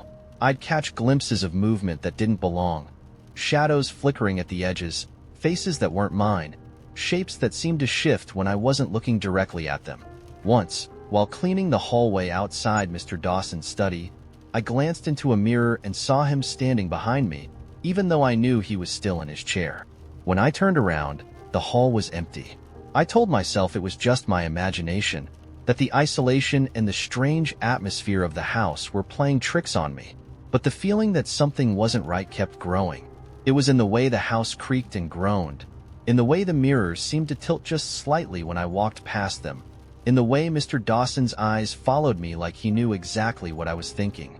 One night, I woke up to the sound of footsteps again, louder this time, deliberate. I sat up, my heart pounding, and saw a faint light spilling into the hallway from under my door. Grabbing the small flashlight I kept on my nightstand, I crept out of bed and into the hall. The light was coming from the east wing, the part of the house Mr. Dawson had explicitly told me to keep locked. The door was open, and the air beyond it was cold, colder than the rest of the house, like stepping into a different season. I don't know why I went in. Maybe it was curiosity, or maybe it was the sense that something was pulling me forward, something I couldn't name. The east wing was mostly empty, its rooms filled with sheet-covered furniture and dust so thick it muted my footsteps. The light was coming from a room at the very end of the hall, spilling out from the crack beneath the door. As I got closer, I realized it wasn't just light. It was the sound of voices, low and overlapping, like a crowd whispering all at once. I pushed the door open and immediately wished I hadn't. The room was small, lined with mirrors from floor to ceiling, their frames gilded and ornate, their surfaces polished to a blinding shine. The light wasn't coming from a lamp or a bulb. It was coming from the mirrors themselves, glowing faintly with a cold, silvery light. And in the center of the room was Mr. Dawson. He wasn't sitting in his usual hunched position. He was standing tall, his arms raised, his reflection in every mirror around him. Except it wasn't just his reflection. The figures in the mirrors moved independently, their faces twisting and changing, their mouths forming words I couldn't hear. Some of them weren't even human, just vague, distorted shapes with too many limbs or no limbs at all. And then, all at once, they turned to look at me. I don't remember running, but I must have. The next thing I knew, I was back in my room, the door locked, my hands trembling so badly I could barely hold the flashlight. I didn't sleep that night. I didn't sleep for several nights after that. The next morning, Mr. Dawson didn't mention anything, didn't even acknowledge me beyond a curt nod when I brought him his tea. But I could feel it in the way his gaze lingered just a second too long, in the way the house felt heavier, like it was pressing down on me. I left the house 2 weeks later. I didn't give notice, didn't say goodbye, just packed a bag and walked out, leaving the paycheck and everything else behind. I moved back in with my cousin, took a job at a coffee shop, and tried to forget about the house and the man in the mirrors. But sometimes, late at night, I'll catch a glimpse of something in the corner of my eye, a shadow moving in the glass of a storefront, a face that doesn't belong. And I wonder if I ever really left that house, or if part of me is still there, staring back from the other side. Have you ever been somewhere, or seen something, that left a mark you couldn't explain? Something you can't forget, no matter how much you try? If you have, I'd like to know. Maybe it'll make me feel a little less haunted. Or maybe it'll just remind me that some places never let you go. The door appeared in my kitchen on a Thursday afternoon. I didn't notice it at first. It wasn't flashy or strange, no eerie glow or ominous hum. Just an ordinary wooden door where there hadn't been one before, wedged awkwardly between the fridge and the pantry like it had always been there. I stood there for a long time, staring at it. My apartment wasn't big, and I'd been living there for 3 years. I knew every inch of it. The peeling linoleum by the sink, the cabinet with the broken hinge, the tiny crack in the ceiling above the microwave. There had definitely never been a door in that spot. It looked old. The wood was scuffed and faded, its surface worn smooth like it had been touched 1,000 times. The handle was brass, dull and tarnished, with a faint green patina creeping along the edges. I should have been alarmed, confused, maybe even scared. But mostly, I was annoyed. I was in the middle of cooking dinner, spaghetti, the one meal I knew how to make without setting off the smoke alarm. And the last thing I needed was some architectural anomaly disrupting my evening. I leaned toward the door, tapping it lightly with the back of my spoon. It made a solid, hollow sound, like a door was supposed to. Nothing weird, nothing supernatural, just wood. Where the hell did you come from? I muttered, wiping sauce off my fingers. The door didn't answer. I considered ignoring it, just eating my spaghetti, going about my night, and pretending there wasn't a random, unexplained door in my kitchen. But then, as I turned back to the stove, I noticed something out of the corner of my eye. The door handle moved. It didn't twist, exactly, just a subtle shift, like someone on the other side had pressed their palm against it. My heart stopped. "Hello?" I said, my voice louder than I intended. "Nothing." I grabbed the nearest weapon, which turned out to be a wooden spoon, and stepped closer. "If there's someone in there, I'm calling the cops." Still nothing. My hand hovered over the handle. I wasn't the kind of person who poked mysterious things. I didn't mess with Ouija boards, didn't investigate strange noises, didn't do anything that might land me as the clueless protagonist in a horror movie. But this was my kitchen, my apartment, and I was not about to be intimidated by a door. I twisted the handle and pulled. The door swung open smoothly, without a sound. It didn't lead anywhere. Not a room, not a hallway. Just blackness. Endless, depthless black, like the inside of a void. It wasn't dark the way a room gets when the lights are off. It was darker, impossibly so, like light itself wasn't allowed to exist in there. I leaned forward cautiously, spoon still clenched in one hand, and waved my other hand in front of the doorframe.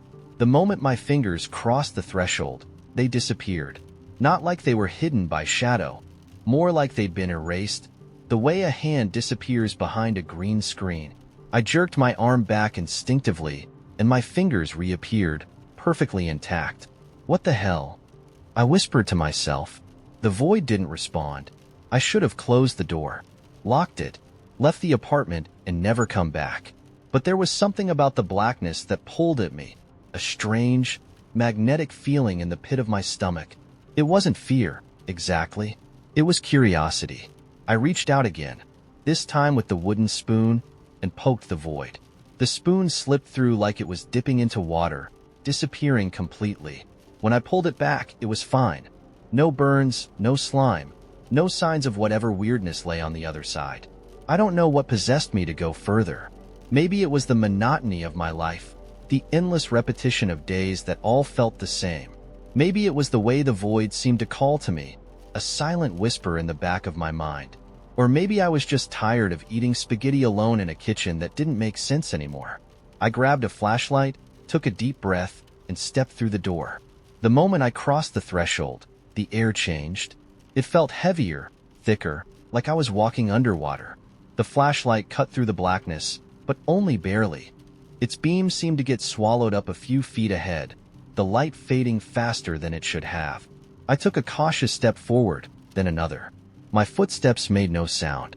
After about 10 paces, the flashlight flickered, then went out completely. I slapped it against my palm, but it didn't come back on. Great. "Hello?" I called into the void, my voice strangely muted. For a long moment, there was no response. Then, from somewhere ahead, I heard a faint, familiar sound. A wooden spoon tapping against something solid. "Who's there?" I said, my voice shaking. The tapping continued, rhythmic and steady, growing louder as I moved toward it. I don't know why I didn't turn back. Something about the sound felt personal, like it was meant for me. I walked blindly, hands stretched out in front of me, until my fingers brushed against something cool and smooth. It was another door. This one wasn't like the first. It was newer, cleaner, its surface painted a pristine white. The handle was polished brass, gleaming faintly even in the darkness. I hesitated, my hand hovering over the handle. Then, before I could lose my nerve, I turned it and stepped through. I was back in my kitchen. At least, it looked like my kitchen. Same linoleum floor, same cluttered counters, same half-eaten plate of spaghetti sitting on the table. But something felt off. The air was too still, the light too bright, like the world had been turned up a notch. And then I saw her. She was sitting at the table, eating my spaghetti. She looked exactly like me. Same hair, same face, same clothes, right down to the spaghetti sauce stain on my shirt. She looked up when I entered, her fork halfway to her mouth. For a long moment, we just stared at each other, neither of us moving. "What the hell?" I said finally. She set the fork down and wiped her mouth with a napkin. "Took you long enough," she said, her voice eerily calm. "Who are you?" I demanded. "I'm you," she said simply. "No, you're not." "Yes, I am," she said, tilting her head slightly. Or maybe I'm the version of you that's supposed to be. Depends on how you look at it. I took a step back, my heart pounding. What are you talking about? She smiled, but it didn't reach her eyes. You'll figure it out eventually, or you won't. Either way, you should probably close the door. I glanced over my shoulder. The wooden door was still there, open just a crack, the void beyond it darker than ever. Go on, she said, picking up her fork again. It's rude to leave things unfinished. I don't know why I listened to her. I stepped back through the door, back into the void, and pulled it shut behind me.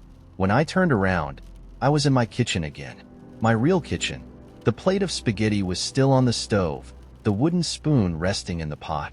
The door was gone. I stood there for a long time, trying to convince myself it was over, that I hadn't just met myself in another kitchen, that the door hadn't appeared in the first place. But when I sat down to eat, I noticed something that made my stomach drop. A single, white door stood in the hallway, where there had only been a blank wall before. Would you open it? Because I don't think I can. Not again. I always thought there were certain things a person could trust. Gravity, the sunrise, the fact that once you closed a door, it would stay closed. That belief held firm for most of my life. Until one night, I closed my bedroom door, turned off the lights, and woke up somewhere else. I didn't notice anything unusual at first. My phone buzzed, yanking me out of a restless sleep, and I reached over to grab it from the nightstand. The screen was dim, 3:37 a.m. A spam text, of course. I groaned, rolled over, and stared up at the dark ceiling, willing myself to fall back asleep.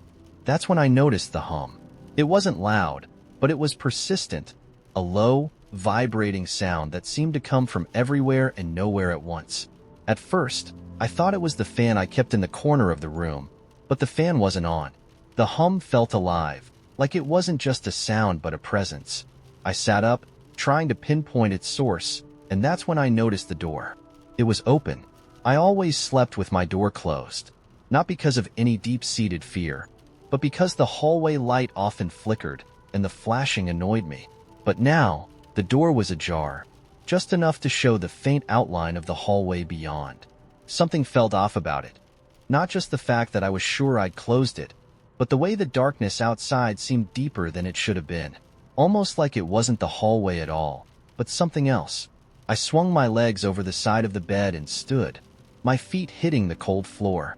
For a moment, I hesitated. There was a weight in the air, like the kind you feel just before a storm. My instincts told me to leave it alone, to shut the door and go back to bed. But curiosity has always been my undoing. I stepped toward the doorway, heart thudding in my chest, and pushed the door open wider. The hallway was still there, or at least it looked like it, but something was wrong. The familiar flickering bulb was gone, and the space seemed longer than it should have been.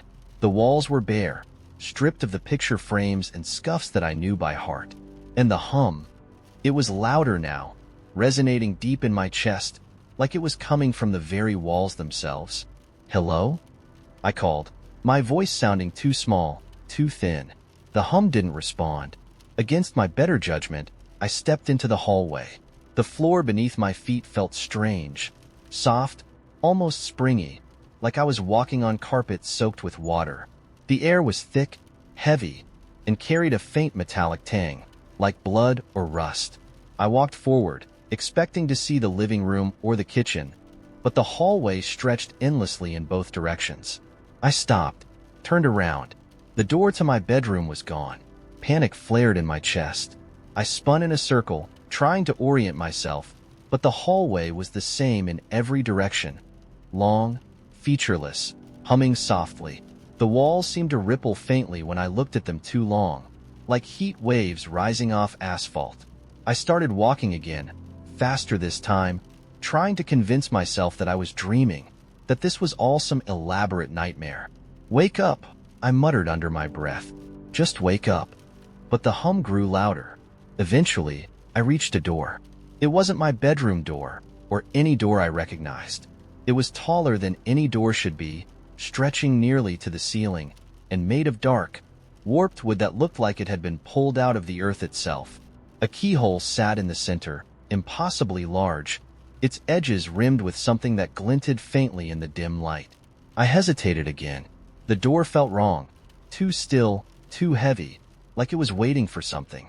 I glanced behind me, hoping for some sign of my apartment, but the hallway was empty, its darkness pressing closer.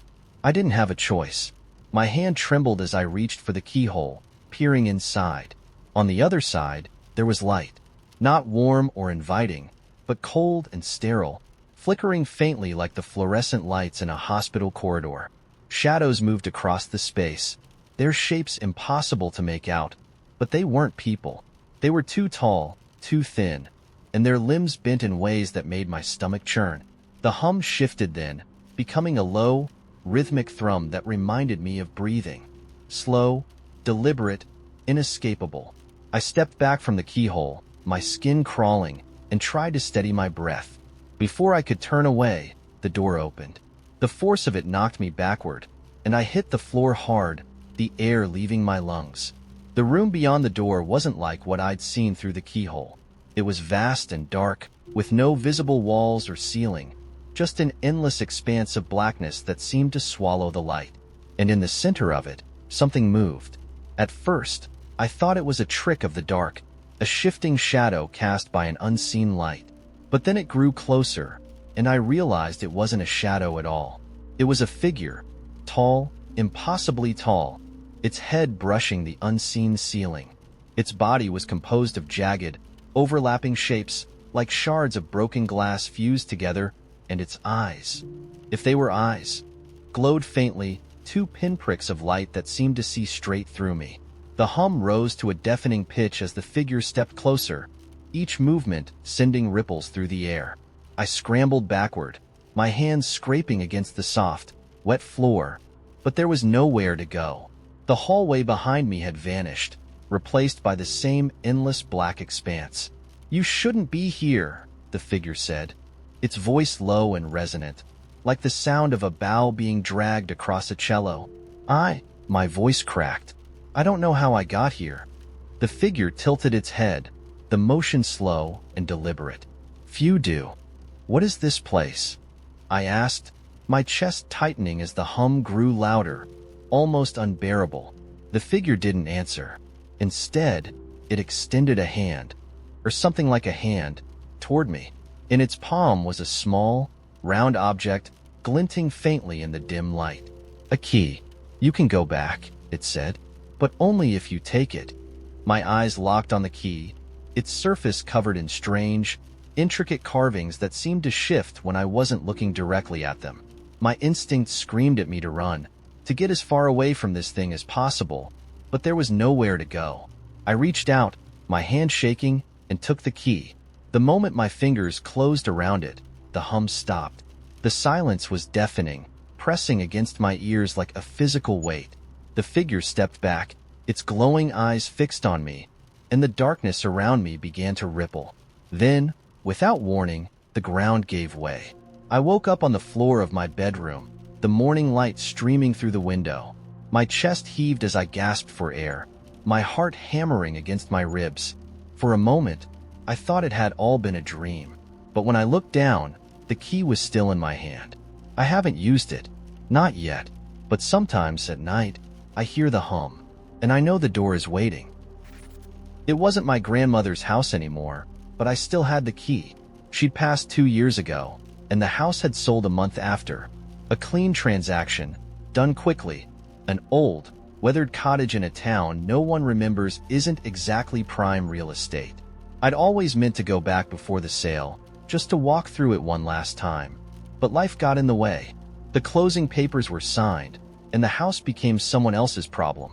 But when I drove through town last week, on my way to a wedding I didn't really want to attend, I couldn't help myself. Something about the house was pulling at me, like the vague weight of a forgotten chore hanging over your head. It was dusk when I turned onto the narrow dirt road that led to the house. The sky streaked with bruised purples and reds. I didn't expect much, just a glance, a moment of closure. Except the house was empty again. There were no curtains in the windows, no car in the gravel driveway. The lawn had gone wild, sprouting tall, wiry grass that swayed in the wind like restless fingers. The wooden sign with the realtor's logo was gone, and the sold sticker had been scraped away. But it was unmistakably the same house.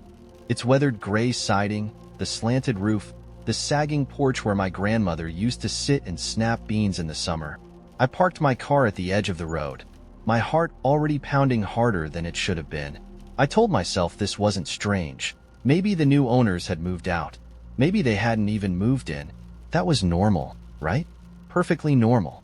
The key was still on my ring, tucked between the one from my apartment and the one I never could remember what it opened.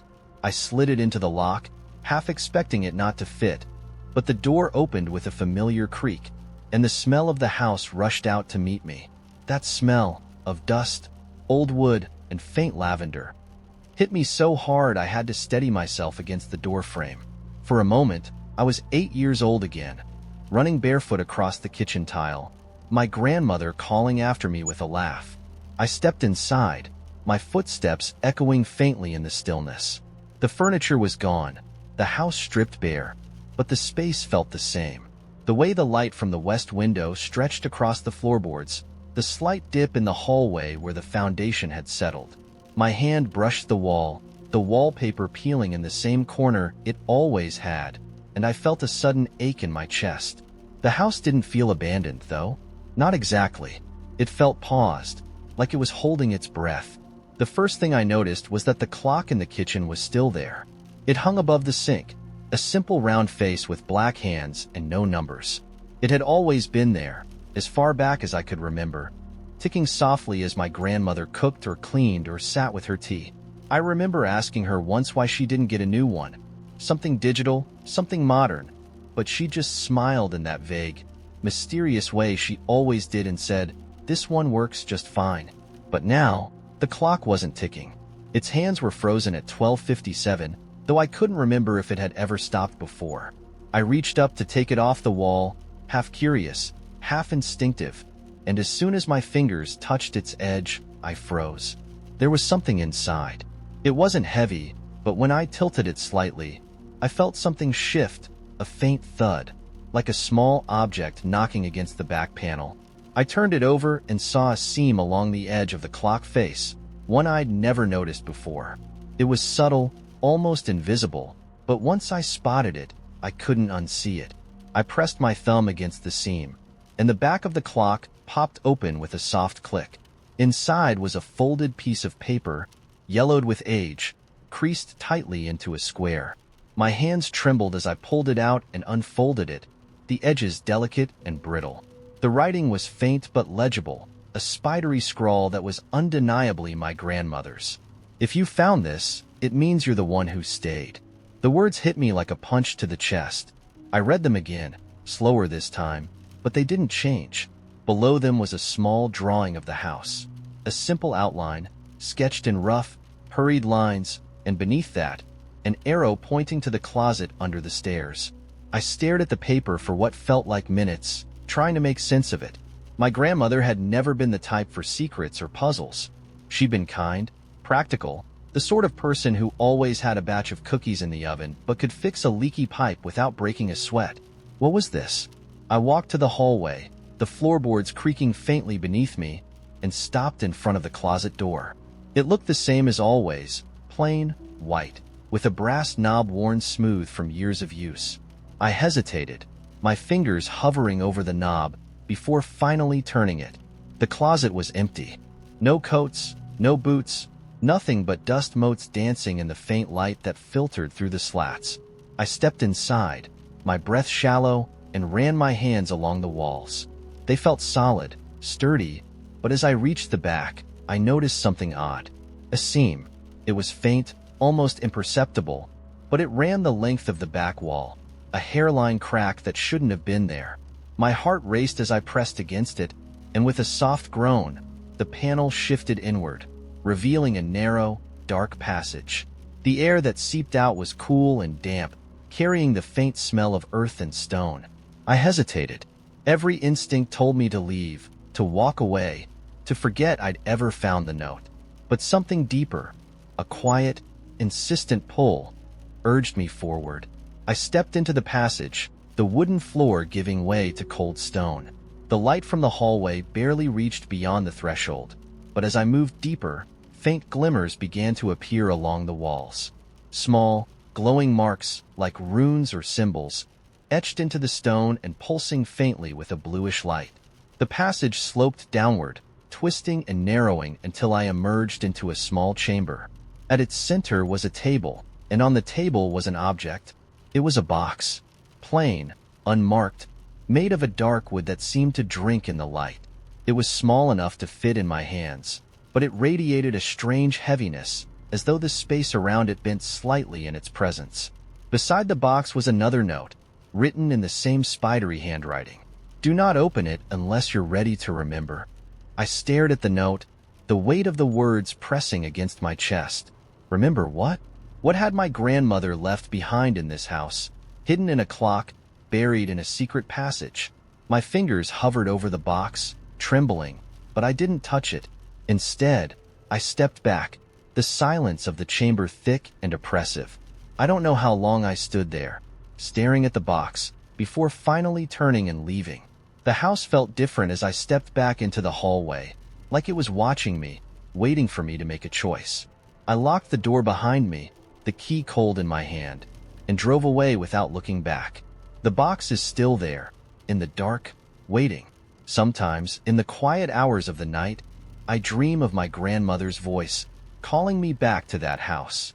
And sometimes, when I wake, I can still feel the weight of her words, "Unless you're ready to remember." In my family, we have a rule: no mirrors after midnight. It's an old rule, older than my grandmother and probably her grandmother too, though no one ever explained exactly where it came from. Growing up, it was one of those things we never questioned, like locking the door at night or keeping a flashlight under the sink during storm season.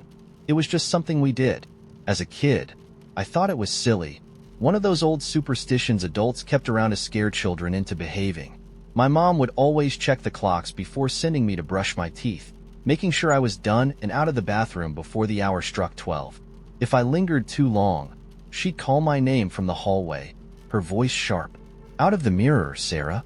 I'd laugh at her. "Why? Do you think it's going to eat me?" Her face would always go pale, her lips pressing into a thin line. "Just don't," she'd say. "You'll understand when you're older." But I didn't understand when I got older. If anything, the rule made even less sense to me as a teenager. The idea that a mirror could be dangerous was absurd, like something out of a bad horror movie. My friends teased me mercilessly when I told them about it. "What happens after midnight? Does your reflection come out and murder you? Maybe it swaps places with you," someone joked, "and you're stuck inside the mirror forever." I laughed along with them, but deep down, I couldn't shake the weird, prickly feeling that came with breaking the rule. Even when I was home alone, I avoided looking in mirrors after midnight. Not because I believed in the stories, but because, what if I was wrong? What if the rule existed for a reason? Last week, I found out. I'd just moved back home to help my mom after her hip surgery. The house hadn't changed much since I'd moved out. Same creaky floors, same faded wallpaper, same faint smell of lavender and dust. The mirrors were all still there too, scattered around the house like old memories. Mom had been asleep for hours by the time I finished cleaning up the kitchen. It was just after 11, and I told myself I'd go to bed soon. But then I caught sight of my reflection in the hallway mirror, the long, gold-framed one that had been there since before I was born. I don't know what made me stop. It was just me, standing there in my pajamas, hair tied back in a messy bun. But something about the way my reflection looked bothered me. My face seemed off. Not in a way I could explain, just slightly wrong, like a picture that had been smudged. I leaned closer, studying the reflection. My eyes were the same hazel I'd seen every day for 28 years. My mouth was set in the same familiar curve, but there was something in the way I was looking back at myself that made my skin crawl. "Just tired," I muttered, shaking my head. I turned off the hallway light and went upstairs to bed, telling myself it was nothing. The next night, it happened again. This time, it was the mirror in the bathroom. I was brushing my teeth, glancing at my reflection without really thinking about it, when I noticed the same strange feeling. My reflection wasn't doing anything unusual. It was brushing its teeth, just like I was. But it felt wrong. like it wasn't perfectly in sync with me. I spat into the sink, wiped my mouth, and stood there for a moment, staring at myself. My hands felt clammy. I wanted to laugh at how ridiculous I was being, but I couldn't shake the uneasy feeling gnawing at the back of my mind. When I looked at the clock on the wall, it was 11:57. I turned off the bathroom light and went to bed. The third night, I broke the rule. It wasn't intentional. I'd been reading in bed, and when I finally checked my phone, it was 12:15. I groaned, annoyed with myself for staying up so late, and got up to go to the bathroom. The hallway was dark and silent, the only sound the soft creak of the floorboards beneath my feet. As I passed the long mirror, I glanced at it out of habit and froze. My reflection wasn't moving. I blinked, my heart pounding. It wasn't possible. It couldn't be possible. I lifted my hand, waving it in front of my face, and the figure in the mirror stayed perfectly still, its eyes locked on mine. My breath caught in my throat. I took a step back, and so did it, but not at the same time. There was a delay, just a fraction of a second, but enough to make my stomach twist. "Hello?" I whispered, my voice trembling. The reflection tilted its head, just slightly. Not the way I would tilt mine. It was too deliberate, too controlled. I backed away, my hands shaking, but I couldn't take my eyes off it. It smiled at me, slow and deliberate, and the sight of it made my knees buckle. I turned and ran, slamming the door to my bedroom behind me and locking it. All night, I lay awake, clutching the covers, listening for the sound of footsteps that never came. The next morning, the mirror was normal again. My reflection moved when I did, smiled when I smiled, frowned when I frowned. But I couldn't forget the way it had looked at me. I told my mom about it over breakfast, hoping she'd laugh and tell me I was imagining things. Instead, she set her coffee cup down and looked at me with the same pale, tight-lipped expression she used to give me as a child. "You broke the rule," she said quietly. "Mom, come on." "You broke the rule," she repeated. "Okay, but what does it even mean?" I asked, my voice rising. "Why do we have this stupid rule in the first place?" She didn't answer for a long time.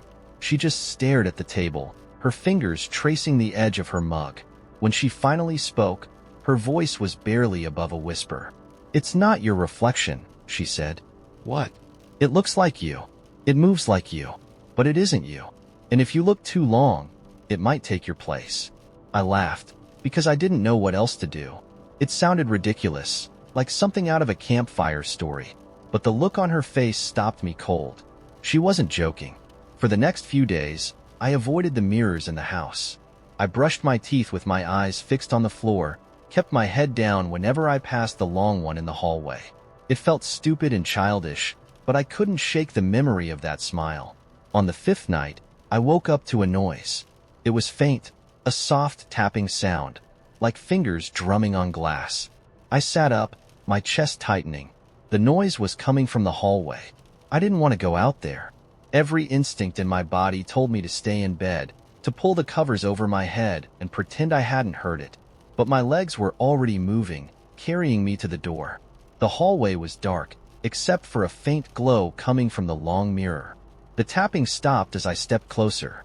My reflection was waiting for me. It smiled again, wider this time, and pressed its hand against the glass. And then it moved. Not like a reflection, but like something real, something alive. It leaned forward, its head tilting, and the glass rippled around it like water. I don't remember screaming. I don't remember running. All I remember is slamming the door to my room and throwing myself under the covers, trembling. I haven't looked in a mirror since. I've covered them all with sheets, taped over the bathroom mirror, even threw out the compact in my purse. But at night, I still hear the tapping. There's a florist shop at the corner of Maple and 6th, squeezed between a laundromat and a boarded-up diner. The sign above the door says Martha's Flowers in faded green paint, and if you were just walking by, you wouldn't think twice about it. The windows are smudged, the kind of cloudy that makes it hard to tell if anyone's inside. The display is unremarkable. A couple of drooping daisies, some half-wilted carnations, and a 50% off sign that looks like it's been there for a decade. You'd never know, unless you went inside, That it's not the kind of place where you go to buy flowers for anniversaries or apologies or weddings. It's the kind of place where people go to leave things behind. I only know about it because of Daniel. We met in college. He had the sort of energy that made you think he was always about to take off running, even when he was sitting perfectly still. He could never sit through a lecture without fidgeting, always tapping his pen against his notebook or bouncing his knee under the desk. But Daniel had this way of making life feel less like a straight line and more like a series of strange, beautiful loops. He was always dragging me into things I didn't know I needed. Midnight road trips to nowhere, impromptu rooftop picnics, scavenger hunts for no reason other than to see if we could. He was also the one who told me about Martha's. "It's not what it looks like," he said one rainy evening as we huddled under the awning outside the campus library. "It's not really about the flowers." "What's it about, then?" I asked, watching the rain spill onto the sidewalk. "You'll see," he said, grinning like he knew a secret. "Just trust me." So, a week later, we went. The bell above the door jingled as we stepped inside, and I was hit with the smell of damp earth and something faintly metallic, like copper pennies. The shop was small, cluttered with potted plants and mismatched shelves. There was a woman behind the counter, maybe in her 70s, with wiry gray hair and a pair of glasses perched on the tip of her nose. She didn't greet us. She didn't even look up. She was too busy arranging a bouquet of what looked like dead leaves. Daniel didn't say a word. He just walked to the back of the shop, past the rows of succulents and ferns, to a wooden cabinet that looked older than the building itself. There were dozens of little drawers, each with a small brass label. Some of the labels had names: Evelyn, Miguel, Harper, while others just had numbers or strange symbols I didn't recognize. Daniel opened one of the drawers, pulled something out, and slipped it into his pocket before shutting it again. "What are you doing?" I whispered, glancing nervously at the woman behind the counter. She hadn't moved. "Relax," he said, flashing me that same grin. "You can take something if you leave something." He reached into his other pocket and pulled out a crumpled photograph. I only caught a glimpse of it before he slid it into a different drawer and closed it. It was an old photo of him and a woman I didn't recognize, sitting on a beach, both of them laughing. He didn't explain it, and I didn't ask. I didn't understand the rules of the place at first. I thought it was just a quirky little shop with its own weird traditions. One of those eccentric spots you stumble across in a city and then forget about. But Daniel kept going back, and eventually, so did I. Each time, the cabinet was different. Some drawers were gone, replaced by new ones. Others were locked, their labels scratched out or missing altogether. I started to notice how careful people were when they came in. No one ever spoke above a whisper, and no one ever left without giving something up. The first time I left something behind, it was almost an accident. I'd found an old bracelet in my closet, one of those cheap braided things you make at summer camp, and brought it with me without thinking. When I opened one of the drawers, there was already something inside. A single, pressed flower with delicate blue petals. It looked like it had been there for decades, perfectly preserved. Without really knowing why, I put the bracelet in the drawer and shut it. I didn't feel anything right away, but later that night, I remembered where the bracelet came from. It had been a gift from someone I hadn't thought about in years, someone who had faded into the background of my memory until that moment. It wasn't just a memory, though. It was vivid, almost painfully so. I could hear their voice, see the way the sunlight hit their face that day, smell the faint scent of salt on their skin. And just as quickly as the memory came, it faded, leaving me with a strange sense of relief, like I'd been holding onto something without realizing it. That's when I started to understand what the shop was really for. It wasn't about the flowers or the drawers or even the things people left behind. It was about making space, about letting go of the things that had been weighing you down, whether you knew it or not. Over time, I became a regular. I left behind ticket stubs, letters, a guitar pick, a dried-up pen that used to belong to my grandfather. Each time, I felt lighter, like I was shedding pieces of myself I didn't need anymore. And each time, I took something in return. A tarnished coin, a lock of hair tied with a red ribbon, a tiny, intricately folded paper crane. I never knew what these things meant or where they came from, but they all felt important in ways I couldn't explain. Daniel stopped coming after a while. He never said why, and I didn't press him. He'd always been the kind of person who moved on quickly, who never stayed in one place, or with one person, for too long. But I kept going. I didn't know how to stop. Then one day, I opened a drawer and found a key. It was small and old, the kind of key that looks like it belongs to a music box or a jewelry case. The label on the drawer didn't have a name or a symbol, just the word tomorrow.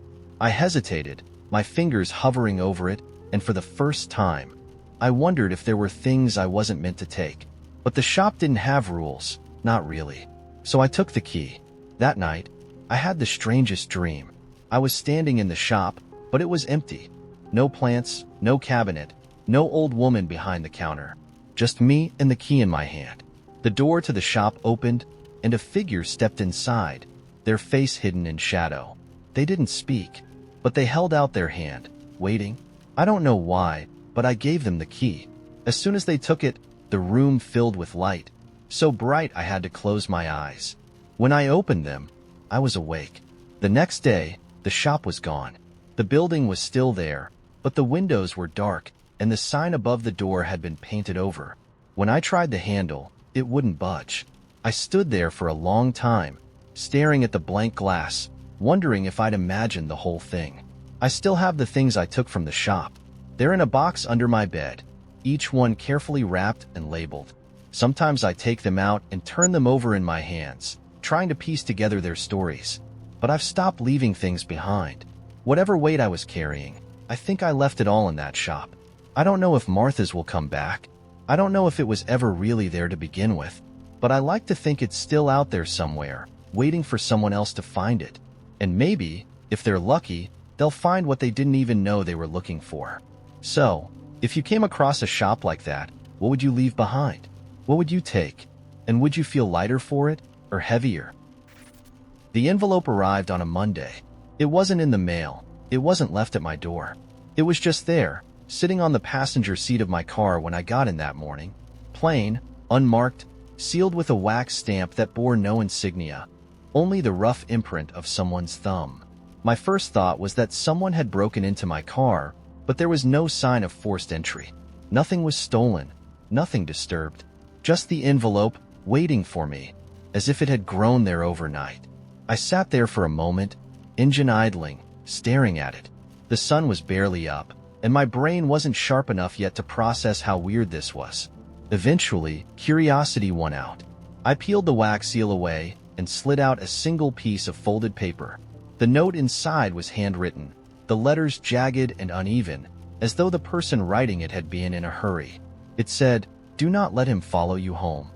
I stared at the note, trying to make sense of it. My first reaction was disbelief. This had to be a prank, someone messing with me. But as I looked around the empty street, there was no sign of anyone watching. The air was still, heavy, like the city had paused just for me. I felt the faintest prickle of unease, the kind that starts at the back of your neck and spreads down your spine like a drop of cold water. I crumpled the note, tossed it into the glove compartment, and told myself it wasn't worth thinking about. I had work to get to. By the time I got to the office, I'd almost convinced myself to forget about it. The day passed in the usual haze of emails, meetings, and the quiet hum of the air conditioner. But every so often, the words from the note surfaced in my mind, unbidden. Do not let him follow you home. Him. Who was him? And why did the handwriting look faintly familiar? I kept brushing the thoughts aside, telling myself it didn't matter. But by the time the sun dipped below the horizon, painting the windows of the office gold, I found myself lingering at my desk, reluctant to leave. The walk to my car felt longer than usual. The lot was mostly empty by then, the few remaining cars scattered like lonely islands under the dim glow of the streetlights. My footsteps echoed on the pavement, too loud, too sharp. As I approached my car, I glanced over my shoulder, just once, just to make sure no one was there. The lot was empty. Still, the prickling feeling stayed with me as I unlocked the car and slid into the driver's seat. The drive home was uneventful, but I couldn't shake the feeling that something was off. The street seemed quieter than usual, the headlights of other cars too bright, the shadows on the sidewalks too deep. At one point, I thought I saw a figure standing under a broken street lamp, but when I blinked, it was gone. I chalked it up to exhaustion. It had been a long day, and my mind was playing tricks on me. I turned onto my street and parked in my usual spot. The moment I stepped out of the car, the air felt heavier, like stepping into a room where someone had just finished speaking. I glanced around, my breath fogging in the cool night air. My street was as ordinary as ever. Rows of townhouses, neatly trimmed hedges, the faint glow of televisions flickering behind curtains. But something about it felt wrong, like a stage set where the lighting was just slightly off. I locked the car and walked toward my door, fumbling with my keys. That's when I heard it. A single footstep. It wasn't loud, just the soft scrape of a shoe against pavement, but it was enough to stop me cold. I turned around, my heart hammering in my chest, but the street behind me was empty. No cars, no people, no movement. The streetlights cast long, thin shadows across the pavement, but nothing was there. Nothing I could see, anyway. I stood there for what felt like hours, staring into the darkness, straining to hear anything else. But there was only silence, deep and thick, the kind that makes your ears ring. Eventually, I turned back to my door, unlocked it, and stepped inside. I locked it behind me and leaned against the wood, exhaling slowly. The house was quiet, the kind of quiet that felt wrong. Usually, there was some kind of background noise, the hum of the fridge, the faint creak of the floorboards settling, but tonight, it was silent. I flipped on the lights, letting the familiar glow chase away the shadows. For a moment, I stood in the entryway, staring at nothing in particular, trying to shake the feeling that I wasn't alone. I went through the motions of my evening routine, making tea, scrolling through my phone, trying to distract myself, but I couldn't focus. The note kept resurfacing in my mind, the warning looping over and over like a broken record. Do not let him follow you home. When I finally went to bed, I left the lights on. At some point, I must have fallen asleep, because the next thing I knew, I was jolted awake by a noise. A soft, rhythmic tapping. I lay there in the dark, my heart pounding, trying to convince myself it was nothing. Probably the wind, I told myself, or a branch brushing against the window. But the tapping continued, steady and deliberate, like fingers drumming against glass. I sat up, my throat dry, and glanced toward the window. The curtains were drawn, but the faint outline of the glass was visible, dimly illuminated by the streetlights outside. The tapping stopped. For a long moment, I didn't move. I didn't breathe. I just stared at the window, waiting for something to happen. And then, slowly, the curtains began to shift. Not all at once, but just slightly, as though something on the other side was brushing against them. I wanted to run, to scream, to do anything but sit there frozen. But I couldn't move. I could only watch as the curtains parted, just enough to reveal a sliver of the window. There was nothing there, just the empty street beyond, bathed in the pale glow of the streetlights. I exhaled shakily, my muscles finally relaxing. I felt stupid, sitting there in bed, clutching the blanket like a lifeline. It was just my imagination. The note, the footsteps, the tapping. It was all in my head. But then the light flickered. Just once, a brief stutter, like a heartbeat skipping. And in that split second of darkness, I saw it. A face, pressed against the glass, pale and expressionless, with eyes that didn't blink. When the light came back on, it was gone. I didn't sleep that night. The next morning, I found another envelope on my kitchen table. I hadn't heard anyone come in, and the doors were still locked. The wax seal was the same, the rough imprint of a thumb pressed into it. My hands trembled as I opened it, the paper crackling in the silence. The note inside was shorter this time, just 3 words scrawled in the same jagged handwriting. He's inside now. I don't know who he is. I don't know how he got in, but the lights in my house keep flickering, and every time they do, I see him, standing in the corner, or at the foot of the stairs, or just outside my bedroom door. He never moves, never speaks. He just watches. I don't know what he wants, but I don't think I'll be able to stop him. There's this little park by my apartment that no one really goes to. It's not picturesque or even particularly nice. It's more like an overgrown patch of grass where a few desperate trees have made a last stand. The benches are old, their green paint flaking off to reveal weathered wood underneath, and there's a drinking fountain that hasn't worked since I moved in. The only reason I ever go there is because it's quiet. The kind of quiet where you can hear the wind in the leaves and the occasional scratch of a squirrel's claws on tree bark. I'd been walking there every evening for months, sometimes with a book, sometimes just to sit. I never expected to meet anyone there. I definitely didn't expect to meet her. It was late in the afternoon. The sky stretched thin with the kind of pale orange light that makes everything feel soft around the edges.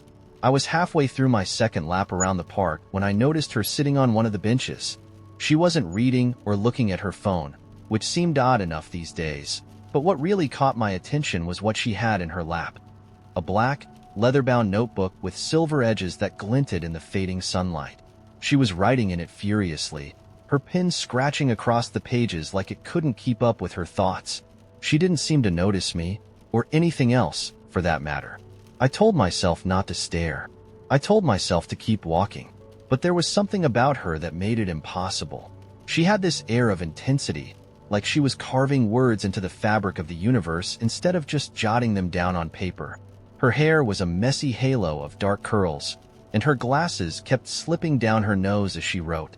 She'd push them back up with her thumb without pausing, a motion so automatic it was like breathing. I circled the park twice before I finally got up the nerve to sit on the bench across from hers. I didn't say anything at first. I just watched her out of the corner of my eye, pretending to be absorbed in a book I wasn't really reading. She wrote non-stop, her pen moving like it was running out of ink, and she was racing to finish before it gave up entirely. Then, all at once, she stopped. She looked up, her eyes narrowing as they landed on me. "Are you going to say something? Or are you just going to keep pretending to read that book upside down?" I froze. She was right. The book in my lap was upside down. I stammered, flipping it the right way up. "Sorry, I didn't mean to bother you." She raised an eyebrow, clearly unimpressed. "You're not bothering me. You're just bad at being inconspicuous."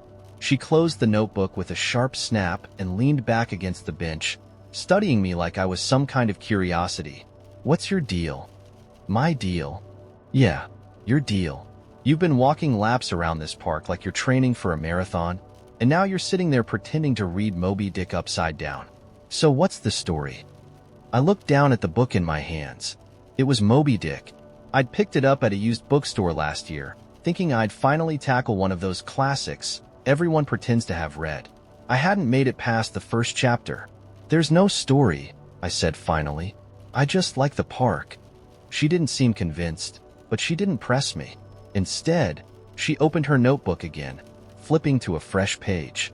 "Okay, then," she said, glancing at me over the rim of her glasses. "What's your name?" "James," I said cautiously. "Why?" She nodded, as if that answer made perfect sense, and started writing again. "All right, James. Let's see. Let's see what?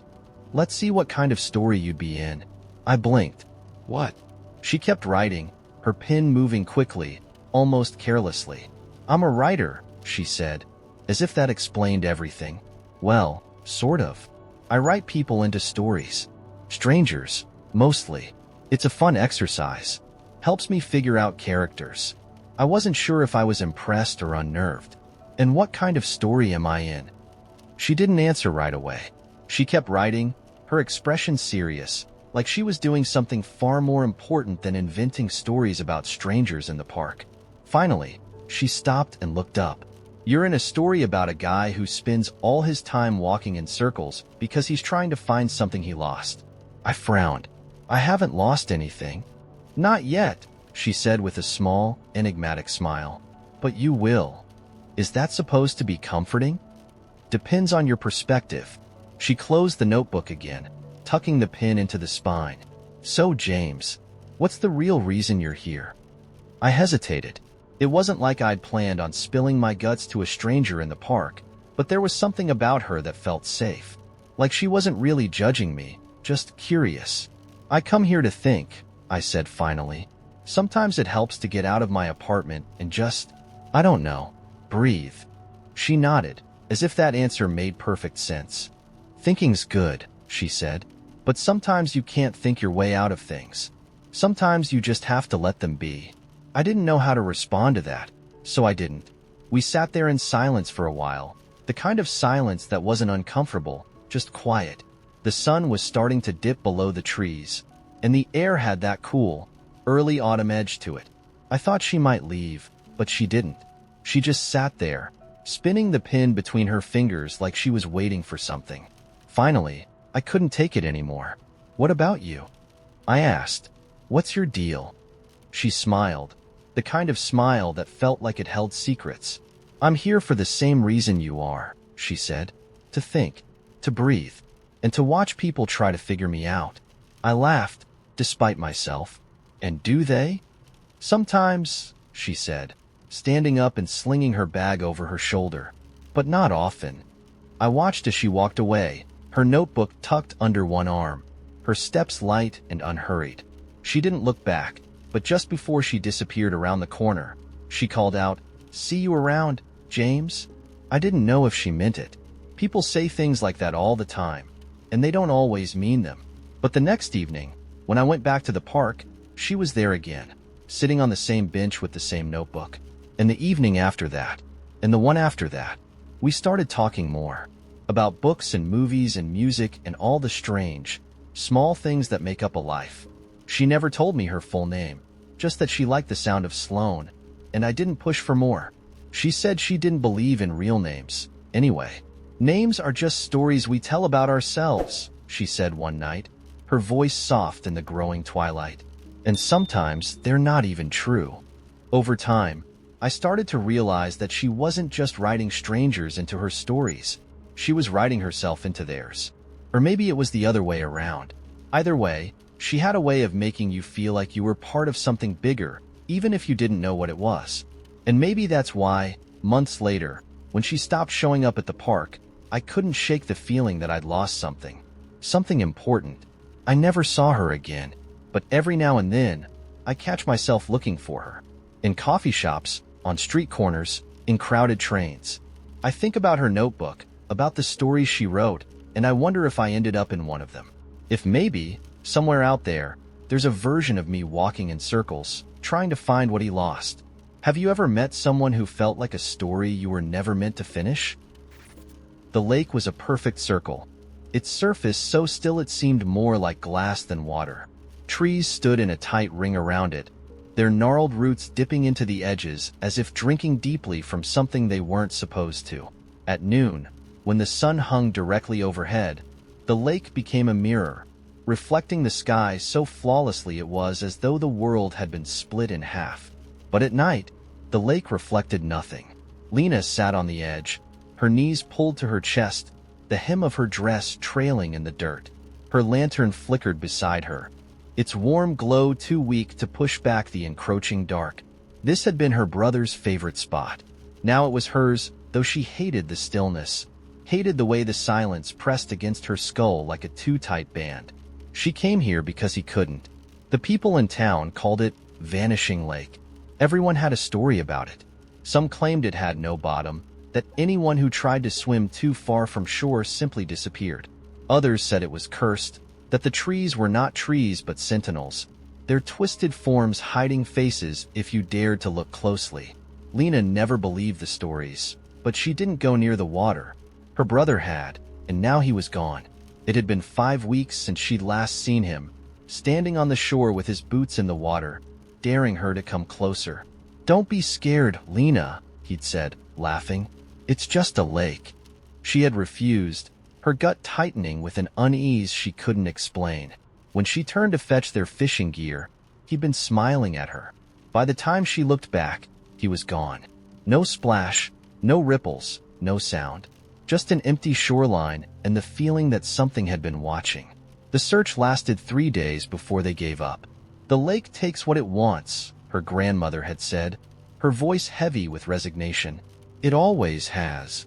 Lena didn't believe that either. Something had taken him, yes, but it wasn't the lake. It was something deeper. The lantern flickered again, the light guttering before steadying. Lena reached into her pocket and pulled out the watch her brother had left behind. Its chain tangled and knotted. She ran her thumb over the engraved back, the metal warm against her skin. She had found it on the shore the day after he vanished, lying in the same spot where he'd been standing. It had ticked steadily since, even though she couldn't remember him ever winding it. The watch ticked louder now, its rhythm quickening like a heartbeat. She froze, her eyes darting to the lake. The surface had changed. Where before it had been smooth, it now shimmered faintly, as if disturbed by a breeze that didn't exist. The stillness broke with a soft plunk, like a pebble dropped into a well. Then came another, and another.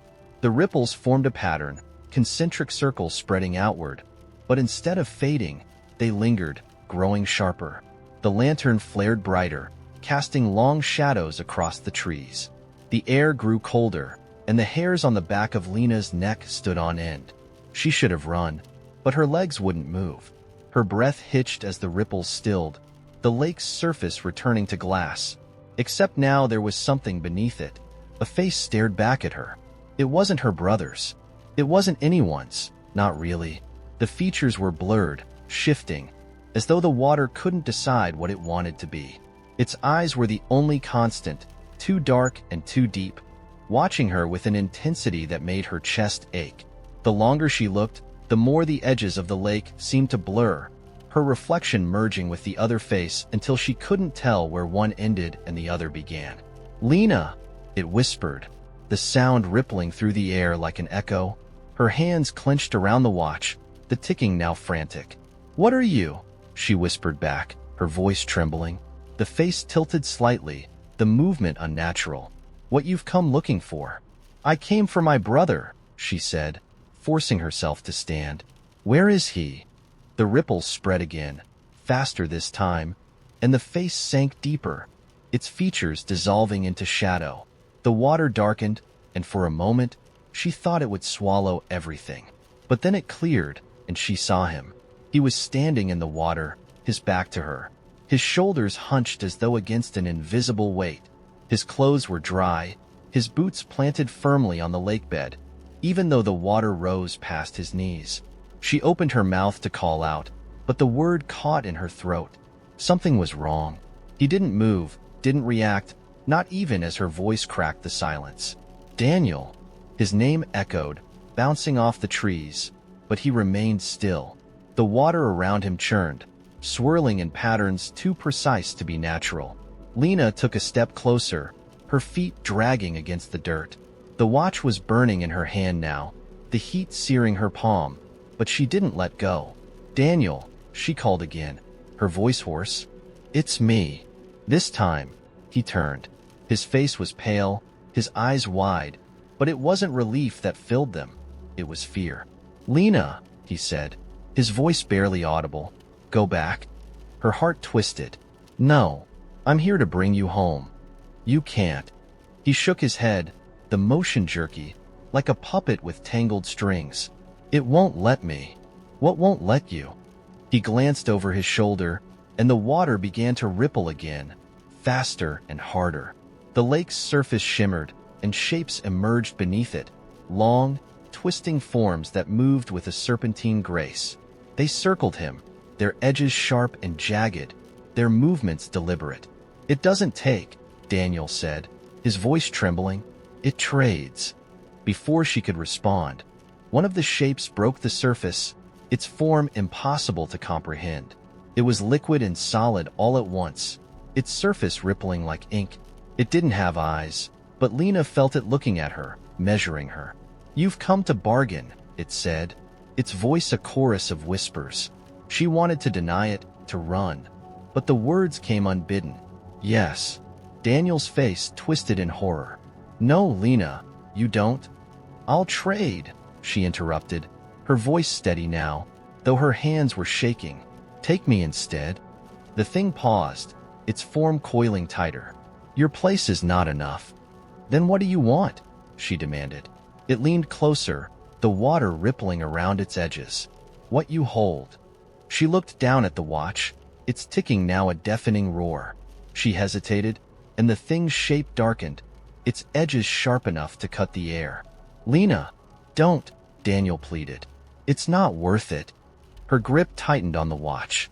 It was her last connection to their mother, the one thing she'd sworn to keep.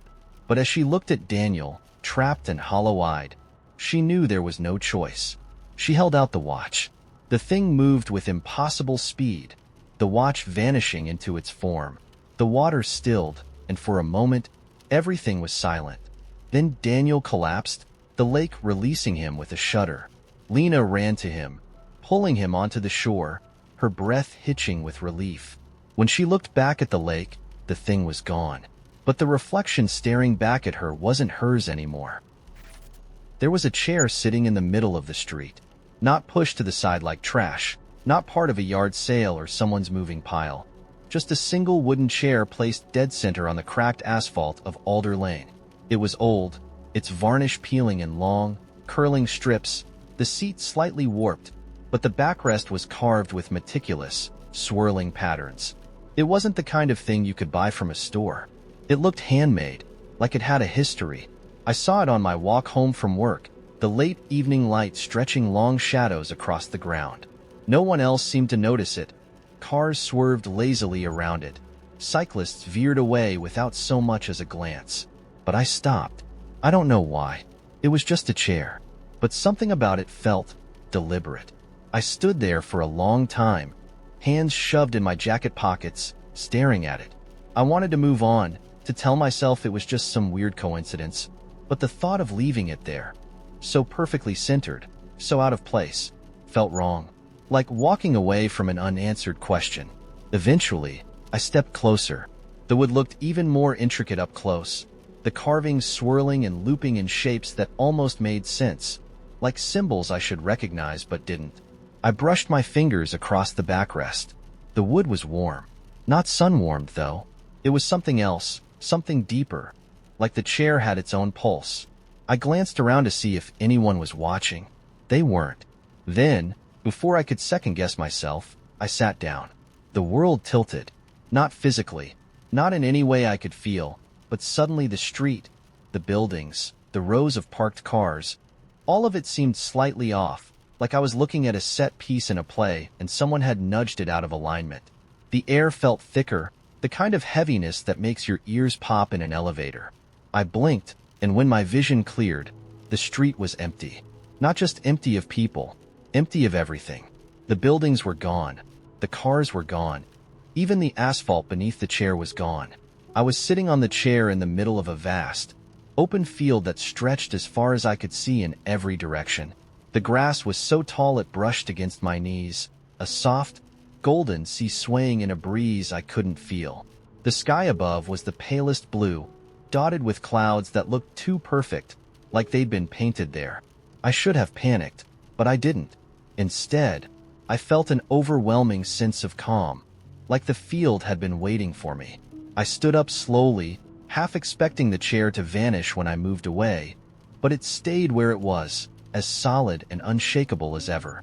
I turned in a slow circle, trying to figure out where I was. There were no landmarks, no trees, no roads, just the endless expanse of golden grass and sky. Then, in the distance, I saw something move. At first, it was just a flicker, a shift in the light that could have been the wind. But as I squinted, I realized it was a figure, walking toward me through the grass. They were far away, their movements slow and deliberate, but they were coming closer. My instinct was to run, to go back to the chair and sit down again in the hope that it would take me home, but something kept me rooted to the spot.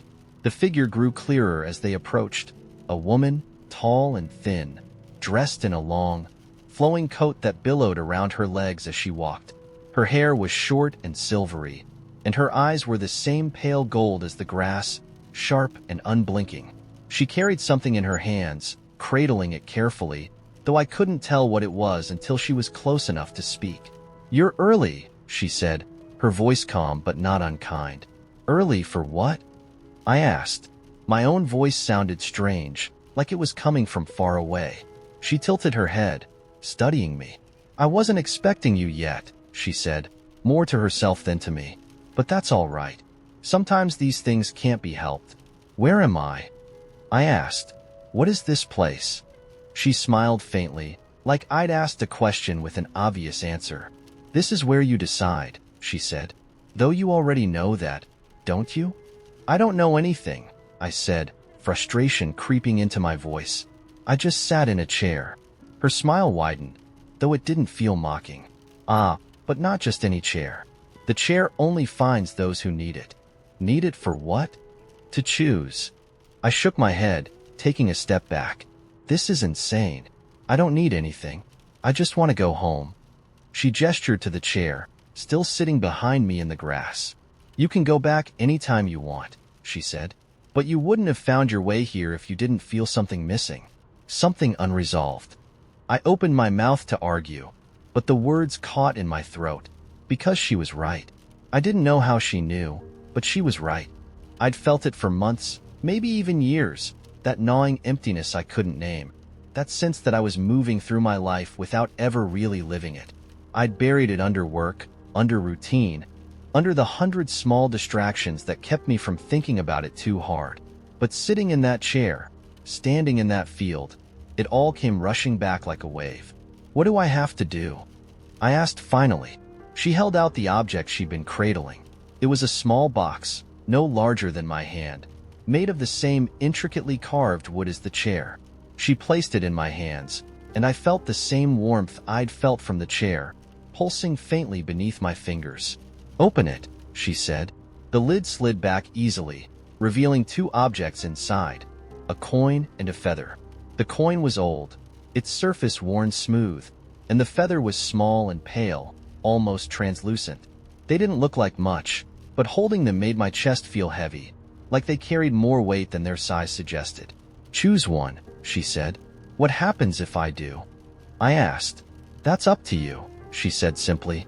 "But whichever you choose, you can't take back." I hesitated, staring down at the objects. The coin felt solid, certain, like a promise of something tangible. The feather was lighter, almost fragile, like a whisper of something unknown.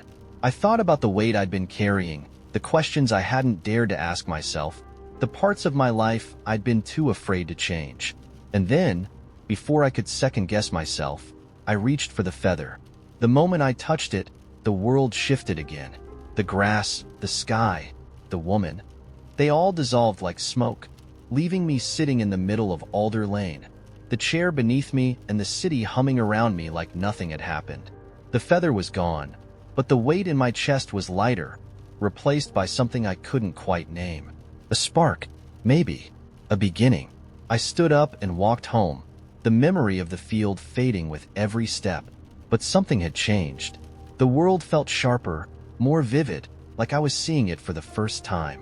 And in the back of my mind, I knew I'd made a choice, even if I didn't fully understand it yet. Have you ever felt like something found you before you were ready to find it?